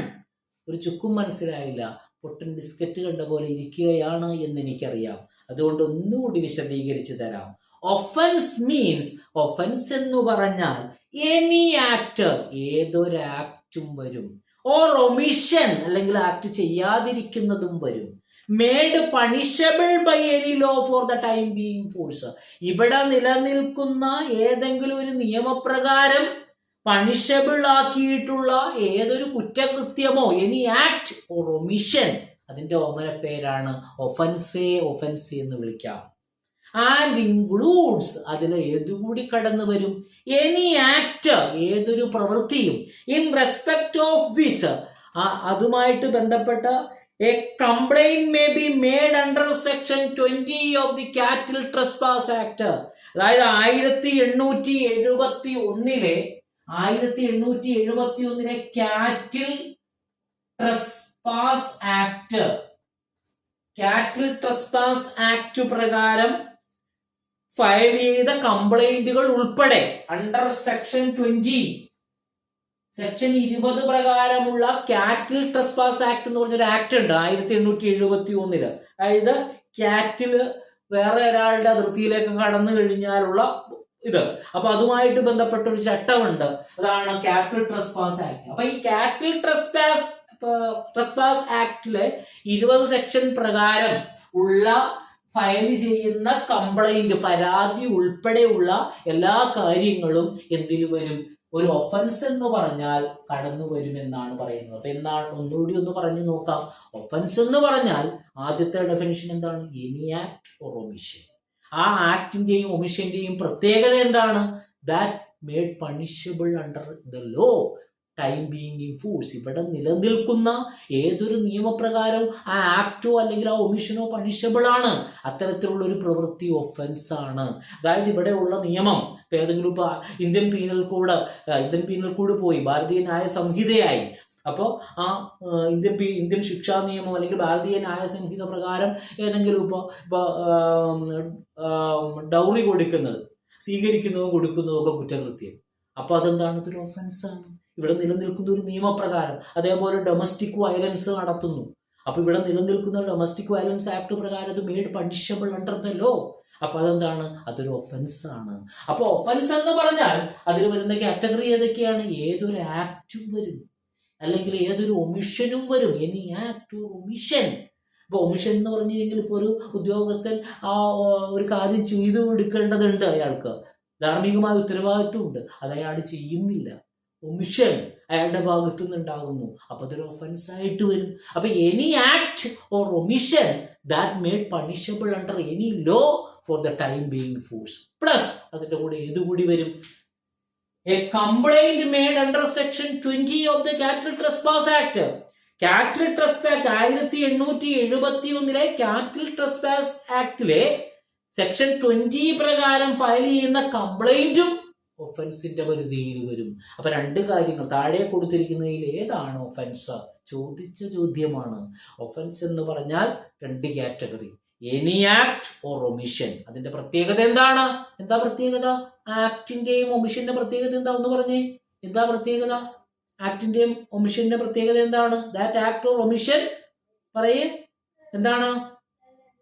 പറയേ, കിട്ടിയില്ല. Act or omission made punishable under any law. Made punishable any law under the time being in force. അതായത് അത് നിയമപ്രകാരം കുറ്റകൃത്യമാക്കിയിരിക്കുവാണ്. അപ്പൊ അങ്ങനെയുള്ളതാണ് എന്ത്? നമ്മളുടെ offence എന്ന് പറയുന്നത്. പിന്നെ അതിന്റെ കൂടെ ഒരു കാര്യം കൂടി വരുമല്ലോ. ഏതാണ്? A complaint. ഒരു കംപ്ലൈന്റ് ഫയൽ ചെയ്യുവാണ്. എന്തു പ്രകാരം? Complaint made under 20 of the cattle trespass act 1870. അപ്പൊ 1871 കാറ്റിൽ ട്രസ്പാസ് ആക്ട് പ്രകാരം ഫയൽ ചെയ്യുന്ന കംപ്ലൈന്റ് ഉൾപ്പെടെ വരുന്നവയാണ് ഒഫൻസ് എന്ന് പറയുന്നത്. ഒഫൻസ് എന്താണെന്ന് നമ്മൾ പഠിച്ചു. ഇനി ഈ ഒഫൻസിനെ ക്ലാസിഫൈ ചെയ്തിട്ടുണ്ട്, വർഗീകരിച്ചിട്ടുണ്ട്. അപ്പൊ അതിന്റെ ക്ലാസിഫിക്കേഷൻ നമുക്ക് നോക്കണം. എന്താണ് ഒഫൻസുകളെ ക്ലാസിഫൈ ചെയ്തിരിക്കുന്ന? ആദ്യത്തെ ഒരു വർഗീകരണമാണ് cognizable offence and non cognizable offence. എന്താണ് വർഗീകരണം? ഫസ്റ്റ് വർഗീകരണം കോഗ്നിസബിൾ ആൻഡ് നോൺ കോഗ്നിസബിൾ.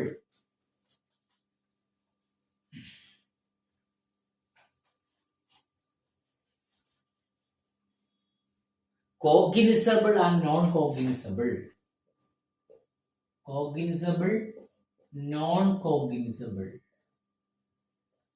അപ്പൊ എന്താ ഈ കോഗ്നിസബിൾ ഒഫൻസ് എന്ന് പറഞ്ഞാൽ? എങ്ങനെയുള്ള ഒഫൻസുകളാണ് അത്? സെക്ഷൻ 2 ക്ലോസ് ജി BNSSലെ 2 ക്ലോസ് ജി പ്രകാരമാണ് അത് പറയുന്നത്. കോഗ്നിസബിൾ ഒഫൻസ് നമ്മൾ സെക്ഷൻ പഠിക്കണം. കഴിഞ്ഞ എക്സാമുകളിൽ നമുക്ക് ആക്ട് ഒന്നും വന്നില്ല, അപ്പൊ അതുകൊണ്ട് ഈ പ്രാവശ്യം വരത്തില്ല. അങ്ങനെയുള്ള മുൻധാരണകളൊന്നും നമുക്ക് പാടില്ല. ഒരു എക്സാമിൽ ചോദിച്ചില്ല എന്ന് കരുതി മറ്റൊരു എക്സാമിൽ ചോദിക്കാൻ വയ്യ എന്ന് പറയാൻ കഴിയത്തില്ല. അതുമാത്രമല്ല നമ്മളുടെ ഈ തസ്തിക ജയിലും ഒക്കെ ആയിട്ട് ബന്ധപ്പെട്ട് വരുന്നത് കൊണ്ട് തന്നെ നമുക്ക് ഇതുപോലുള്ള മേഖലകളിൽ നിന്ന് ക്വസ്റ്റ്യൻ വരാനുള്ള സാധ്യതകൾ തള്ളിക്കളയാൻ പറ്റത്തില്ല. PSCയുടെ ഡിസ്ക്രിപ്ഷനാണ്, ചോദിക്കാം ചോദിക്കാതിരിക്കാം. അപ്പം അതുകൊണ്ട് എന്തായാലും സെക്ഷനുകളും നമ്മൾ കൃത്യമായിട്ട് നോട്ട് ചെയ്യണമെന്ന് ഞാൻ ഓർമ്മപ്പെടുത്തുകയാണ്. അപ്പോൾ 2Gയിലാണ് എന്ത് പറയുന്നത്, കോഗ്നിസബിൾ ഒഫൻസിനെ പറ്റി BNSSൽ പറയുന്നത്. ഇനി പഴയ ആക്റ്റാണ് ക്വസ്റ്റ്യൻ പേപ്പർ ഇടുന്നവർ നോക്കുന്നതെങ്കിൽ 2C ആണ് മുമ്പ്. 2C ആണ് മുമ്പ്. അങ്ങോട്ടും ഇങ്ങോട്ടും മാറിപ്പോകരുത്.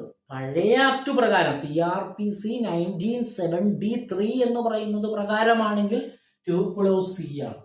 ഇപ്പോഴത്തെ 2G ഓഫ് ദി BNSS അതിലാണ് കോഗ്നിസബിൾ ഒഫൻസ് എന്ന് പറയുന്നത്. അപ്പൊ കോഗ്നിസബിൾ ഒഫൻസ് എന്ന് പറഞ്ഞാൽ means an offence for which in which a police officer may in accordance with first schedule or under any other law for the time being in force arrest without warrant. എന്താ, സിമ്പിളായിട്ട് പറഞ്ഞാൽ ഒരു police ഓഫീസർക്ക് warrant കൂടാതെ arrest ചെയ്യാൻ പറ്റുന്ന ഒഫൻസുകളെയാണ് cognizable offence എന്ന് പറയുന്നത്. അറസ്റ്റ് വിതൗട്ട് വാറണ്ട്, വാറണ്ട് കൂടാതെ അറസ്റ്റ് ചെയ്യാം. അതായത് മജിസ്ട്രേറ്റിന്റെ വാറണ്ട് വേണ്ട അറസ്റ്റ് ചെയ്യണമെന്നുണ്ടെങ്കിൽ. അപ്പൊ അത്തരത്തിലുള്ള ഒഫൻസുകളാണ് കോഗ്നിസബിൾ ഒഫൻസ് എന്ന് പറയുന്നത്. മജിസ്ട്രേറ്റിന് അല്ലെങ്കിൽ പോലീസ് ഓഫീസർക്ക് മജിസ്ട്രേറ്റിന് കോഗ്നിസൻസ് എടുക്കാം, അല്ലെങ്കിൽ നമ്മളുടെ പോലീസ് ഓഫീസർക്ക് കോഗ്നിസൻസ് എടുക്കാം. അതായത് ആ കേസ് ഇപ്പൊ എക്സാമ്പിൾ പറയുവാണെങ്കിൽ വളരെ സീരിയസ് ആയിട്ടുള്ള ഒഫൻസുകളാണ് ഈ ഗണത്തിൽ വരുന്നത്. സീരിയസ് ആയിട്ടുള്ള ഒഫൻസുകളാണ്. അതായത് ഇപ്പൊ ഒരു മർഡർ നടക്കുന്നു, അപ്പൊ വാറണ്ട് മേടിച്ചു കൊണ്ടുവന്നിട്ട് അറസ്റ്റ് ചെയ്യാൻ പറ്റുമോ? ഇല്ല.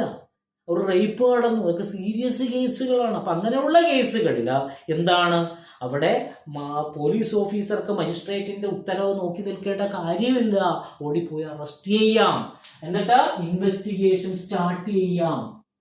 അപ്പോൾ ഒരു ഇൻവെസ്റ്റിഗേഷൻ സ്റ്റാർട്ട് ചെയ്യാനായിട്ട് ഉത്തരവിന്റെ ആവശ്യമില്ല. അങ്ങനെയുള്ള കേസുകളാണ് കോഗ്നിസബിൾ ഒഫൻസ്. അപ്പൊ cognizable offence means case in which police officer may arrest without warrant and investigate the case without the warrant. Warrant കൂടാതെ കേസ് ഇൻവെസ്റ്റിഗേഷനും നടത്താം. ഇതെവിടെയാണ് പരാമർശിക്കുന്നതെന്നും പറയുന്നുണ്ട്. ഇത്തരത്തിലുള്ള ഒഫൻസുകളെ പറ്റി പറയുന്നത് in accordance with first schedule. ഏത് ഷെഡ്യൂളിലാണ് പറയുന്നത്? First schedule. അപ്പൊ നമ്മളോട് ചോദിച്ച ചോദ്യമാണ് കോഗ്നിസബിൾ ഒഫൻസ് CRPCയിൽ, അന്ന് CRPCയുടെ ഏത് ഷെഡ്യൂളിലാണ് പറഞ്ഞിരിക്കുന്നത് എന്നായിരുന്നു അന്ന് ചോദ്യം. ഇന്ന് ചോദ്യം BNSSന്റെ ഏത് ഷെഡ്യൂളിലാണ് കോഗ്നിസബിൾ ഒഫൻസ് പറയുന്നത്? First schedule. ഷെഡ്യൂളിലൊന്നും മാറ്റമില്ല, പേരുകളിൽ മാത്രമേ മാറ്റമുള്ളൂ. BNSS CRPC എന്ന് പറയുന്ന രണ്ടും മാറി. അപ്പൊ BNSSലെ ഫസ്റ്റ് ഷെഡ്യൂളിലാണ് എന്ന് പറയുന്നത് കോഗ്നിസബിൾ ഒഫൻസ് എന്താണ് എന്ന് പറയുന്നത് പഠിച്ചു. അപ്പൊ കോഗ്നിസബിൾ ഒഫൻസ് എന്ന് പറഞ്ഞേ, കോഗ്നിസബിൾ ഒഫൻസ് എന്ന് പറഞ്ഞാൽ BNSSലെ സെക്ഷൻ 2Gയിൽ പറയുന്നു. 2Gയിൽ പറയുന്നു BNSSലെ കോഗ്നിസബിൾ ഒഫൻസിനെ പറ്റി പറയുന്നു. എന്താണ് cognizable offence? In case of a cognizable offense, police officer can arrest and investigate the case. ബാക്കി പറ. Investigate the case without warrant. Warrant കൂടാതെ അറസ്റ്റ് ചെയ്യുകയും അതേപോലെ തന്നെ കേസ് ഇൻവെസ്റ്റിഗേറ്റ് ചെയ്യുകയും ചെയ്യാം. അതെവിടെയാ പരാമർശിച്ചിരിക്കുന്നത്? എവിടെയാ പറയുന്നത് അതിനെപ്പറ്റി? ഷെഡ്യൂൾ 1 ഫസ്റ്റ് ഷെഡ്യൂളിൽ പറഞ്ഞിരിക്കുന്നു. ഏത് സെക്ഷനിലാ പറയുന്നേ? ഏത് സെക്ഷനിലാ? 2Gയിൽ പറയുന്നു. പഴയതിലാണെങ്കിൽ ഏത് സെക്ഷനിലാ? 2Cയിൽ പറയുന്നു. ക്ലിയറായി, മനസ്സിലായി. ഇനി നമുക്ക് അതിന്റെ ഓപ്പോസിറ്റ് ആയിട്ടുള്ള നോൺ കോഗ്നിസബിൾ ഒഫൻസ്. അപ്പോൾ കോഗ്നിസബിൾ ഒഫൻസിനെ സംബന്ധിച്ച് നമുക്ക് പറയുവാണെങ്കിൽ സീരിയസ് ഒഫൻസുകളാണ്. ഇവിടെ ഒരു കംപ്ലൈന്റ് ആവശ്യമുണ്ടോ? No complaint is necessary. ആരും കംപ്ലൈന്റ് ഒന്നും കൊടുക്കണ്ട. മനസ്സിലായി? ഇപ്പൊ മർഡർ നടന്നു എന്ന് പറഞ്ഞിട്ട് ആരെങ്കിലും കൊണ്ടുപോയി കംപ്ലൈന്റ് കൊടുക്കേണ്ട കാര്യമുണ്ടോ? ഇല്ല. പോലീസ് അപ്പോൾ തന്നെ ഉദിച്ചെത്തി അറസ്റ്റ് ചെയ്യുകയൊക്കെ ചെയ്തോളൂ. മനസ്സിലായി? അപ്പൊ complaint is necessary in the case of cognizable offence. നമുക്ക് തല തിരിഞ്ഞ് പല രീതിയിൽ കൺഫ്യൂസ്ഡ് ആയിട്ടൊക്കെ ചോദിക്കും. അപ്പൊ നമുക്കിത് പറയാൻ പറ്റണം. കോഗ്നിസബിൾ ഒഫൻസ് എന്ന് പറഞ്ഞാൽ സീരിയസ് ഒഫൻസ് ആണ്, അതിന് കംപ്ലൈന്റ് കൊടുക്കേണ്ട കാര്യമൊന്നുമില്ല. അതുകൊണ്ട് തന്നെ പോലീസ് ഓഫീസർക്ക് ഡയറക്റ്റ് ആയിട്ട് വന്ന് അറസ്റ്റ് ചെയ്യുകയും കേസ് ഇൻവെസ്റ്റിഗേറ്റ് ചെയ്യുകയും ചെയ്യാം. പഠിച്ചു.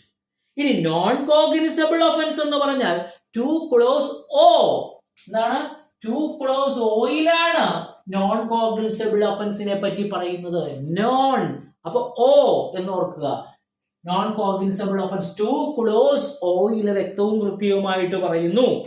That means an offence for which the police officer has no authority to arrest without warrant. നേരെ ഓപ്പോസിറ്റ്. പോലീസ് ഓഫീസർക്ക് അറസ്റ്റ് ചെയ്യാൻ പറ്റില്ല. Not arrest without warrant. Warrant കൂടാതെ അറസ്റ്റ് ചെയ്യാൻ കഴിയത്തില്ല. അപ്പൊ അറസ്റ്റ് ചെയ്യണമെങ്കിൽ എന്ത് വേണം? വാറണ്ട് വേണം. കേസ് ഇൻവെസ്റ്റിഗേഷൻ നടത്താനും അറസ്റ്റ് ചെയ്യാനും വാറണ്ട്, അതായത് അത് ഉത്തരവ് വേണം. നമ്മുടെ മജിസ്ട്രേറ്റ് ഉത്തരവുണ്ടെങ്കിൽ മാത്രമാണ് കേസ് ഇൻവെസ്റ്റിഗേഷൻ നടക്കത്തുള്ളൂ. അതേപോലെ ഒരു അക്യൂസ്ഡിനെ അറസ്റ്റ് ചെയ്യണമെങ്കിൽ മജിസ്ട്രേറ്റിന്റെ വാറണ്ട് വേണം. അങ്ങനെയുള്ളവയാണ് എന്ത്? Non cognizable offence. അപ്പൊ നേരെ ഓപ്പോസിറ്റ്. BNSS-ലാണ് ടു ക്ലോസ് ഓ പറയുന്നത്. ഇനി നമ്മളുടെ മറ്റേ CRPC-യിൽ ടു ക്ലോസ് കെ ആണ് നമ്മളുടെ CRPC-യിൽ പറയുന്നത്. Two clause K. BNSS-ൽ ടു ക്ലോസ് ഓയാണ് പറയുന്നത്. മനസ്സിലാക്കി വെക്കുക. അപ്പൊ ഇതിന്റെ നേരെ ഓപ്പോസിറ്റ്. ഇത് സീരിയസ് ഒഫൻസ് ആണ്. Therefore ഇത് മൈനർ ഒഫൻസുകളാണ്, ലെസ് സീരിയസ് ആയിട്ടുള്ള ഒഫൻസുകളാണ്, അധികം തീവ്രമല്ലാത്ത കേസുകളാണ് ഇത്തരത്തിലുള്ള കേസുകളായിട്ട് വരുന്നത്. അത് മൈനർ ഒഫൻസുകളാണ്. കംപ്ലൈന്റ് വേണോ? Complaint is necessary. അപ്പൊ ഇവിടെ കംപ്ലൈന്റ് വേണം. Complaint necessary. ഇവിടെ കംപ്ലൈന്റ് വേണോ? കംപ്ലൈന്റ് ഒന്നും കൊടുത്ത് സമയം കളയാനില്ല. മർഡർ നടന്നിരിക്കുന്നു, ഉടൻ അറസ്റ്റ് ചെയ്യണം, ഉടൻ ഇൻവെസ്റ്റിഗേഷൻ നടത്തണം. പക്ഷെ ഇവിടെ അതല്ല. ഇവിടെ കംപ്ലൈന്റ് വേണം. താമസിച്ച് ചെന്നാൽ മതി, ഒരു ചെറിയൊരു പ്രശ്നമാണ്. അപ്പൊ എന്ത് ചെയ്യണം? കംപ്ലൈന്റ് ഉണ്ടെങ്കിലാണ് കേസ് മുന്നോട്ട് പോകാനായിട്ട് കഴിയത്തുള്ളൂ. അപ്പൊ കംപ്ലൈന്റ് ഈസ് നെസസറി. അങ്ങനെയുള്ള കേസുകളാണ് നോൺ കോഗ്നിസബിൾ ഒഫൻസ്. എക്സാമ്പിൾ പറഞ്ഞ ഒരു ചെക്ക് കേസ്. ആ ചെക്ക് കേസിൽ ഓടി വന്ന് അങ്ങനെ അറസ്റ്റ് ചെയ്യുകയല്ല, നമ്മളൊരു കംപ്ലൈന്റ് കൊടുത്ത് കോടതി അതിൽ ഉത്തരവിട്ട് അപ്പോൾ വാറണ്ട് ഇഷ്യൂ ചെയ്യുമ്പോൾ വന്ന് അറസ്റ്റ് ചെയ്യുക. മനസ്സിലായി? അതല്ലാതെ കംപ്ലൈന്റ് കൊടുത്തു എന്ന് പറഞ്ഞിട്ട് ഈ പറയുന്ന പോലെ ഓടി വന്ന് പോലീസിനൊന്നും അറസ്റ്റ് ചെയ്യാൻ പറ്റത്തില്ല. കേസ് കോടതിയിൽ കൊടുത്ത് ചെക്ക് കേസ് ഇത്ര രൂപ കൊടുത്ത് പക്ഷെ തിരിച്ച് കിട്ടിയില്ല, എന്നെ കബളിപ്പിച്ചു, ചീറ്റിംഗ് നടത്തി എന്ന് പറഞ്ഞ് നമ്മൾ കേസ് ഫയൽ ചെയ്ത് കഴിയുമ്പോൾ എന്ത് ചെയ്യും? കോടതി ഉത്തരവിടുമ്പോഴാണ് ആ കേസിൽ ഇൻവെസ്റ്റിഗേഷൻ ആര് നടത്തുക? പോലീസിന് ഇൻവെസ്റ്റിഗേഷൻ, പോലീസിന് അറസ്റ്റ് ചെയ്യാനൊക്കെ ഇത് കോടതി ഉത്തരവുണ്ടെങ്കിലാണ്. അപ്പം അത്തരത്തിലുള്ള ഒഫൻസുകളാണ് നോൺ കോഗ്നിസബിൾ ഒഫൻസ്. അപ്പോൾ ഒഫൻസ് എന്താണെന്ന് പഠിച്ചു. ഒഫൻസിന്റെ ഒരു വർഗീകരണവും നമ്മൾ പഠിച്ചു. അപ്പൊ എന്താണ് ഒഫൻസ്? ഒഫൻസിനെ കുറിച്ച് പ്രതിപാദിക്കുന്നത് ഏതാണ്? ഏത് സെക്ഷനിലാണ് ഒഫൻസിനെ കുറിച്ച് പറയുന്നേ? ഒഫൻസിനെ കുറിച്ച് ഏത് സെക്ഷനിലാണ് പറയുന്നേ? സെക്ഷൻ 2 ക്ലോസ് ക്യൂയിലാണ് ഒഫൻസിനെ കുറിച്ച് പറയുന്നത്. BNSS-ൽ 2 ക്ലോസ്. ഇനി മറ്റേ CRPC-യിലാണെങ്കിൽ ഏത് സെക്ഷനിലാ? 2 ക്ലോസ് N-ലാണ് പറയുന്നത്. ഇനി 2 വർഗീകരണം നമ്മൾ പഠിച്ചു. എന്താണ്? Cognizable and non cognizable. Cognizable offence എന്ന് പറയുമ്പോൾ അതില് നമുക്ക് മജിസ്ട്രേറ്റിന്റെ ഉത്തരവുണ്ടെങ്കിലാണ് കേസ് ഇൻവെസ്റ്റിഗേഷൻ നടത്താൻ പറ്റത്തുള്ളൂ. അതേപോലെ തന്നെ കോഗ്നിസബിൾ ഒഫൻസിൽ എന്താണ്? ഇൻവെസ്റ്റിഗേഷൻ നടത്തണമെങ്കിൽ നമുക്ക് ഉത്തരവിന്റെ ആവശ്യമില്ല. അതേപോലെ തന്നെ പോലീസ് ഓഫീസർക്ക് അറസ്റ്റ് ചെയ്യാം വിത്തൗട്ട് വാറണ്ട് കൂടാതെ. Cognizable offence. ഇനി നോൺ കോഗ്നിസബിൾ നേരെ തിരിച്ച്. അത് മൈനർ ഒഫൻസ് ആണ്, ലെസ് സീരിയസ് ഒഫൻസ് ആണ്. അതുകൊണ്ട് തന്നെ എന്താണ്? മജിസ്ട്രേറ്റ് ഉത്തരവ് ഉണ്ടെങ്കിലാണ് കേസ് ഇൻവെസ്റ്റിഗേഷൻ നടക്കത്തുള്ളൂ. അതേപോലെ മറ്റേ നമുക്ക് അറസ്റ്റ് ചെയ്യാം. പോലീസ് ഓഫീസറെ സംബന്ധിച്ചിടത്തോളം വാറണ്ട് ഇല്ലാതെ അറസ്റ്റ് ചെയ്യാൻ പറ്റത്തില്ല.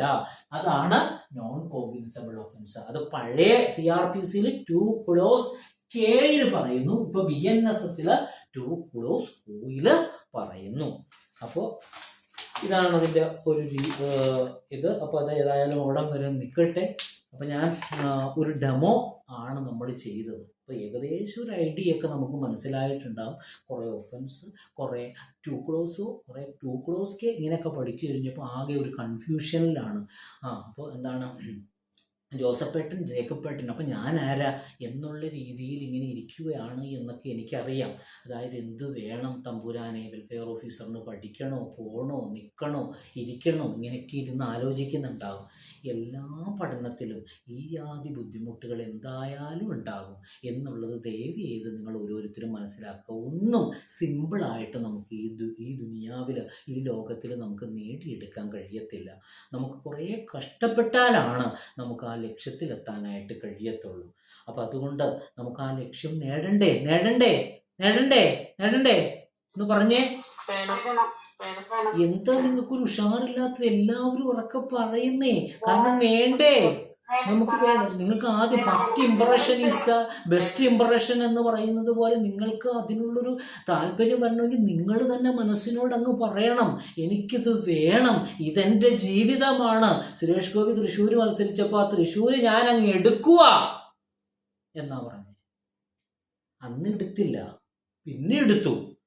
അപ്പോൾ വളരെ തീവ്രമായിട്ട് നമ്മളങ്ങ് ആഗ്രഹിക്കുമ്പോൾ നമുക്കങ്ങ് എടുക്കാൻ കഴിയും. അപ്പോൾ സുരേഷ് ഗോപിയുടെ ആ ഇതിൽ അന്ന് എടുത്തില്ല, നമ്മളെല്ലാം പരിഹസിച്ചു. തൃശ്ശൂർ ഞാനങ്ങ് എടുക്കുക എന്ന് പറഞ്ഞപ്പോൾ എടുത്തു ഇല്ലേ എന്ന് പറഞ്ഞതുപോലെ വെൽഫെയർ ഓഫീസറെ ഞങ്ങൾ അങ്ങ് എടുക്കുക എന്ന് നിങ്ങൾക്ക് ഓരോരുത്തർക്കും അങ്ങ് പറയാൻ പറ്റണം. എങ്കിലാണ് നമുക്ക് ആ ലക്ഷ്യത്തിലേക്ക് എത്താനായിട്ട് കഴിയത്തുള്ളൂ. അപ്പം അതുകൊണ്ട് ഞാൻ ഒരു ഡെമോ ക്ലാസ് നിങ്ങൾക്ക് തന്നു. ആ ഡെമോ ക്ലാസ്സിൽ നിങ്ങൾക്ക് ഞാൻ എടുത്ത കാര്യങ്ങൾ നിങ്ങൾക്ക് മനസ്സിലാകുന്നുണ്ട്. ഈ അധ്യാപകനെ കൊണ്ട് ലക്ഷ്യത്തിലെത്താൻ കഴിയുമെന്ന് നിങ്ങൾക്ക് ഓരോരുത്തർക്കും ബോധ്യമുണ്ടെങ്കിൽ നിങ്ങൾ ഈ ക്ലാസ്സിന് ശേഷം ഞാൻ നമ്മുടെ ഗ്രൂപ്പിൽ ഇൻട്രസ്റ്റഡ് ആണെന്നുള്ളവർ ഇൻട്രസ്റ്റഡ് ആണ് എന്ന് പറഞ്ഞ് അതിൽ കാണിക്കുക. കാരണം ആ ഗ്രൂപ്പിലുള്ള എല്ലാവരും അതിൽ ജോയിൻ ചെയ്യുമോ എന്നൊന്നും എനിക്കറിയത്തില്ല. അപ്പോൾ അതുകൊണ്ട് അതിന് ശേഷം നമുക്ക് ഒരു ഗ്രൂപ്പ് ക്രിയേറ്റ് ചെയ്തിട്ട് ഇത്ര പേരുണ്ട് എന്ന് നോക്കിയിട്ട് ഫീസിൻ്റെ കാര്യമെല്ലാം കൃത്യമായിട്ട് നമുക്ക് തീരുമാനിക്കാം. ഞാനത് പറയുന്നത് എന്താ വെച്ചാൽ, കുട്ടികൾ കുറവാണെന്നുണ്ടെങ്കിൽ ഫീസിൽ നമുക്ക് കൂടുതൽ ഫീസ് വാങ്ങിക്കേണ്ടി വരും. കുറവാണെങ്കിൽ, കൂടുതലാണെങ്കിൽ നിങ്ങൾക്ക് അതനുസരിച്ചിട്ട് ഫീസിൽ വർധനവ് വരാത്ത രീതിയിൽ മുന്നോട്ട് പോകാനായിട്ട് പറ്റും. അതുകൊണ്ടാണ് നിങ്ങൾക്ക് ഓരോരുത്തരും നിങ്ങൾ ബുദ്ധിയും വിവരവും വിവേകവും ഉള്ളവരാണ് എന്ന് എനിക്കറിയാം. നിങ്ങൾക്ക് ആ കുട്ടികൾ കുറഞ്ഞു പോയാലുള്ള പ്രാക്ടിക്കൽ ഡിഫിക്കൽട്ടി എന്താണെന്നും കൂടിയാലുള്ള സംഭവം എന്താണെന്നും നിങ്ങൾക്ക് ഉൾക്കൊള്ളാനായിട്ട് കഴിയുമെന്നാണ് എനിക്ക് തോന്നുന്നത്. ഇതൊരു ഈസി ടാസ്ക് അല്ല മക്കളെ നമുക്ക് ഈ ക്ലാസ് എടുക്കുക എന്നുള്ളത്. അതുമാത്രമല്ല, ആ സിലബസ് ഒന്ന് എടുത്ത് വായിച്ചെടുക്കാൻ തന്നെ നമുക്ക് ഒരു മാസമെങ്കിലും എടുക്കും. അങ്ങനെ വെറുതെ വായിക്കാൻ അത്രയും വലിയൊരു സിലബസാണ്. അപ്പോൾ അതൊന്ന് എടുത്ത് അത് കംപ്ലീറ്റ് എടുത്ത് നമ്മളൊരു പഠന മേഖലകളിലേക്ക് നിങ്ങളെ പരുവപ്പെടുത്തി എടുക്കണമെങ്കിൽ എത്ര എഫർട്ട് അതിൻ്റെ പിന്നിൽ വരുമെന്ന് നിങ്ങൾ ഓരോരുത്തരും മനസാക്ഷി കൊണ്ട് ആത്മാർത്ഥമായിട്ടൊന്ന് ആലോചിച്ച് നോക്കുക. അപ്പോൾ അതുകൊണ്ടാണ് ഞാൻ പറയുന്നത്, കുട്ടികൾ കൂടുതലുണ്ടെങ്കിൽ നമുക്ക് അധികം ഫീസ് വാങ്ങിക്കാതെ തന്നെ നമുക്ക് മുന്നോട്ട് പോകാനായിട്ട് പറ്റും. അതുകൊണ്ട് തന്നെ നിങ്ങൾ ഓരോരുത്തരും നമ്മുടെ ഈ ക്ലാസ് കഴിഞ്ഞ് ക്ലാസ് അപ്ലോഡ് ആയി കഴിയുമ്പോൾ ഈ ക്ലാസ് ഇടും. ആ ക്ലാസ് നിങ്ങളുടെ ഫ്രണ്ട്സിലേക്ക് നിങ്ങളൊന്ന് ഷെയർ ചെയ്ത് കൊടുക്കുക. അതേപോലെ നിങ്ങളുടെ അഭിപ്രായങ്ങളും നിങ്ങൾ അവരിലേക്ക് എത്തിക്കുക. മറ്റു കുട്ടികൾ വരുമ്പോൾ നമുക്ക് എന്തായാലും നോക്കാം. അപ്പോൾ അതുപോലെ തന്നെ നമുക്ക് ഉടൻ തന്നെ ക്ലാസ്സുകൾ ആരംഭിക്കേണ്ടതുണ്ട്. ഇനി വൈകിക്കാനായിട്ട് നമുക്ക് സമയമില്ല. അതുകൊണ്ടാണ് ധൃതി പിടിച്ച് ഇന്ന് 2 ക്ലാസ് ഒരുമിച്ച് എടുത്തു. അതുകൊണ്ട് തന്നെ ഞാൻ ടയേർഡാണ്. എന്നാലും അത് ചെയ്തത് ഒരു ദിവസം നേരത്തെ ക്ലാസ് വന്നോട്ടെ എന്ന് വിചാരിച്ചിട്ടാണ്. അപ്പോൾ ഇന്ന് ഇത് അപ്ലോഡായിട്ട് നാളെ അല്ലേ തീരുമാനത്തിലെത്താൻ കഴിയത്തുള്ളൂ. അപ്പോൾ നാളെ ഒരു ഇടവേള കൊടുക്കാം. അതിനുശേഷം അടുത്ത ദിവസം ഗ്രൂപ്പ് ശരിയാക്കിയിട്ട് ഈ ആഴ്ച തന്നെ അടുത്ത ക്ലാസ്സുകളും വരേണ്ടതുണ്ട് എന്നുള്ളതാണ് ഞാൻ എടുത്തിരിക്കുന്ന തീരുമാനം. അപ്പോൾ അതുകൊണ്ട് നിങ്ങൾ ഓരോരുത്തരും തീരുമാനമെടുക്കാൻ നമ്മളെപ്പോൾ വൈകുന്നുവോ അപ്പോൾ നമ്മൾ റാങ്കിൽ നിന്ന് പുറകോട്ട് പോവുകയാണ്. അപ്പോൾ തീരുമാനം എടുക്കുകയാണെങ്കിൽ എത്രയും പെട്ടെന്നൊരു തീരുമാനം എടുത്തിട്ട് ആ തീരുമാനം ഗ്രൂപ്പിൽ അറിയിക്കുക. അതിനനുസരിച്ചിട്ട് വേണം നമുക്ക് മുന്നോട്ട് പോകാനായിട്ട്. അതല്ലാതെ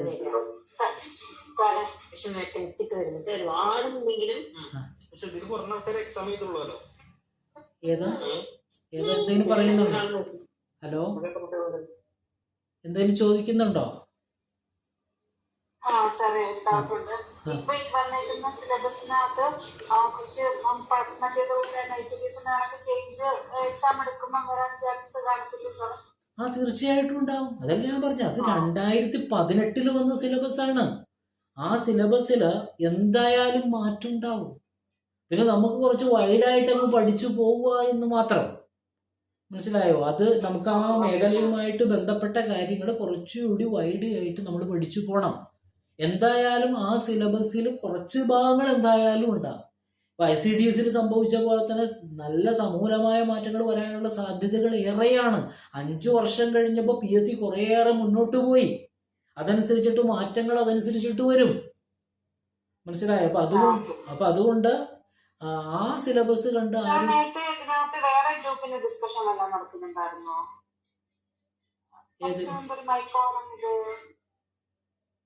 അതെനിക്ക് അറിയത്തില്ല. വേറെ എന്തോ ഒരു അതെനിക്ക് അറിയത്തില്ല. വേറെ ആരോ എന്തോ ചോദിക്കുന്നുണ്ടായിരുന്നു, പക്ഷെ എനിക്ക് ക്ലിയർ ആയില്ല.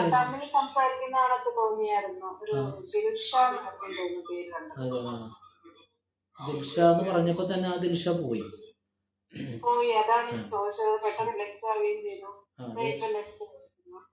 ഇപ്പൊ ദിൽഷ ജോയിൻ ചെയ്തിട്ടുണ്ട്. ദിൽഷ എന്തെങ്കിലും ചോദിച്ചായിരുന്നോ?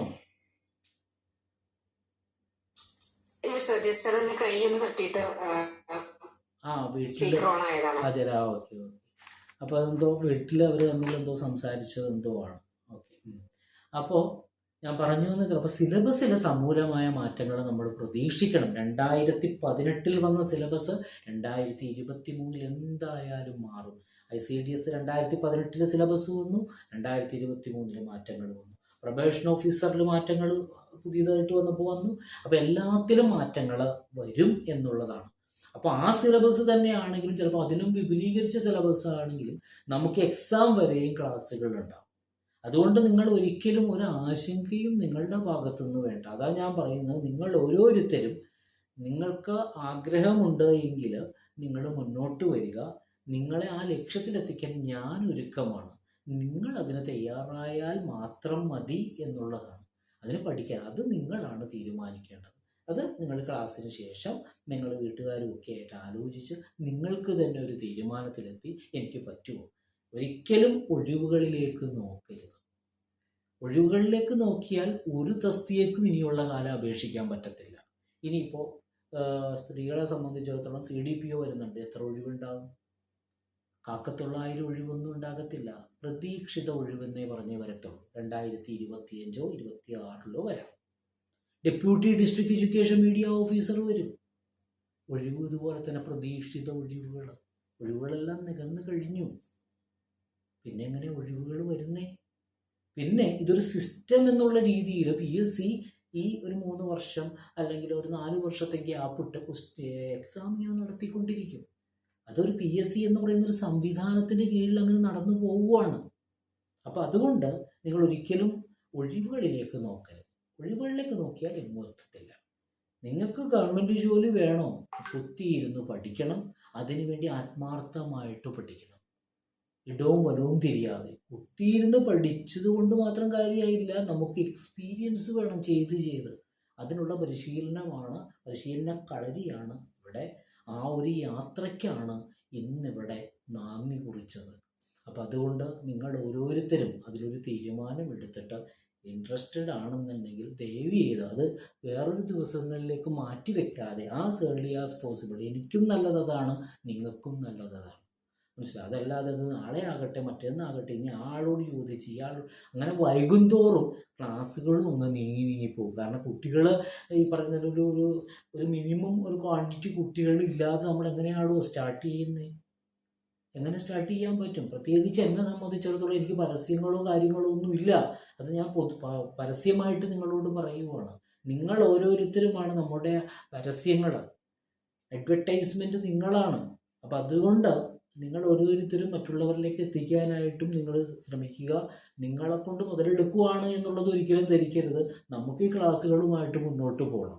അപ്പോൾ അത് നിങ്ങൾക്ക് ചെയ്യാൻ പറ്റുന്ന കാര്യങ്ങൾ പറഞ്ഞു എന്നേ ഉള്ളൂ. അതൊരിക്കലും മാൻഡേറ്ററി ആയിട്ട് നിങ്ങളത് ചെയ്തേ മതിയാകൂ എന്നുള്ളതല്ല, ഒരു അഭ്യർത്ഥനയായിട്ട് പറഞ്ഞു എന്നേ ഉള്ളൂ.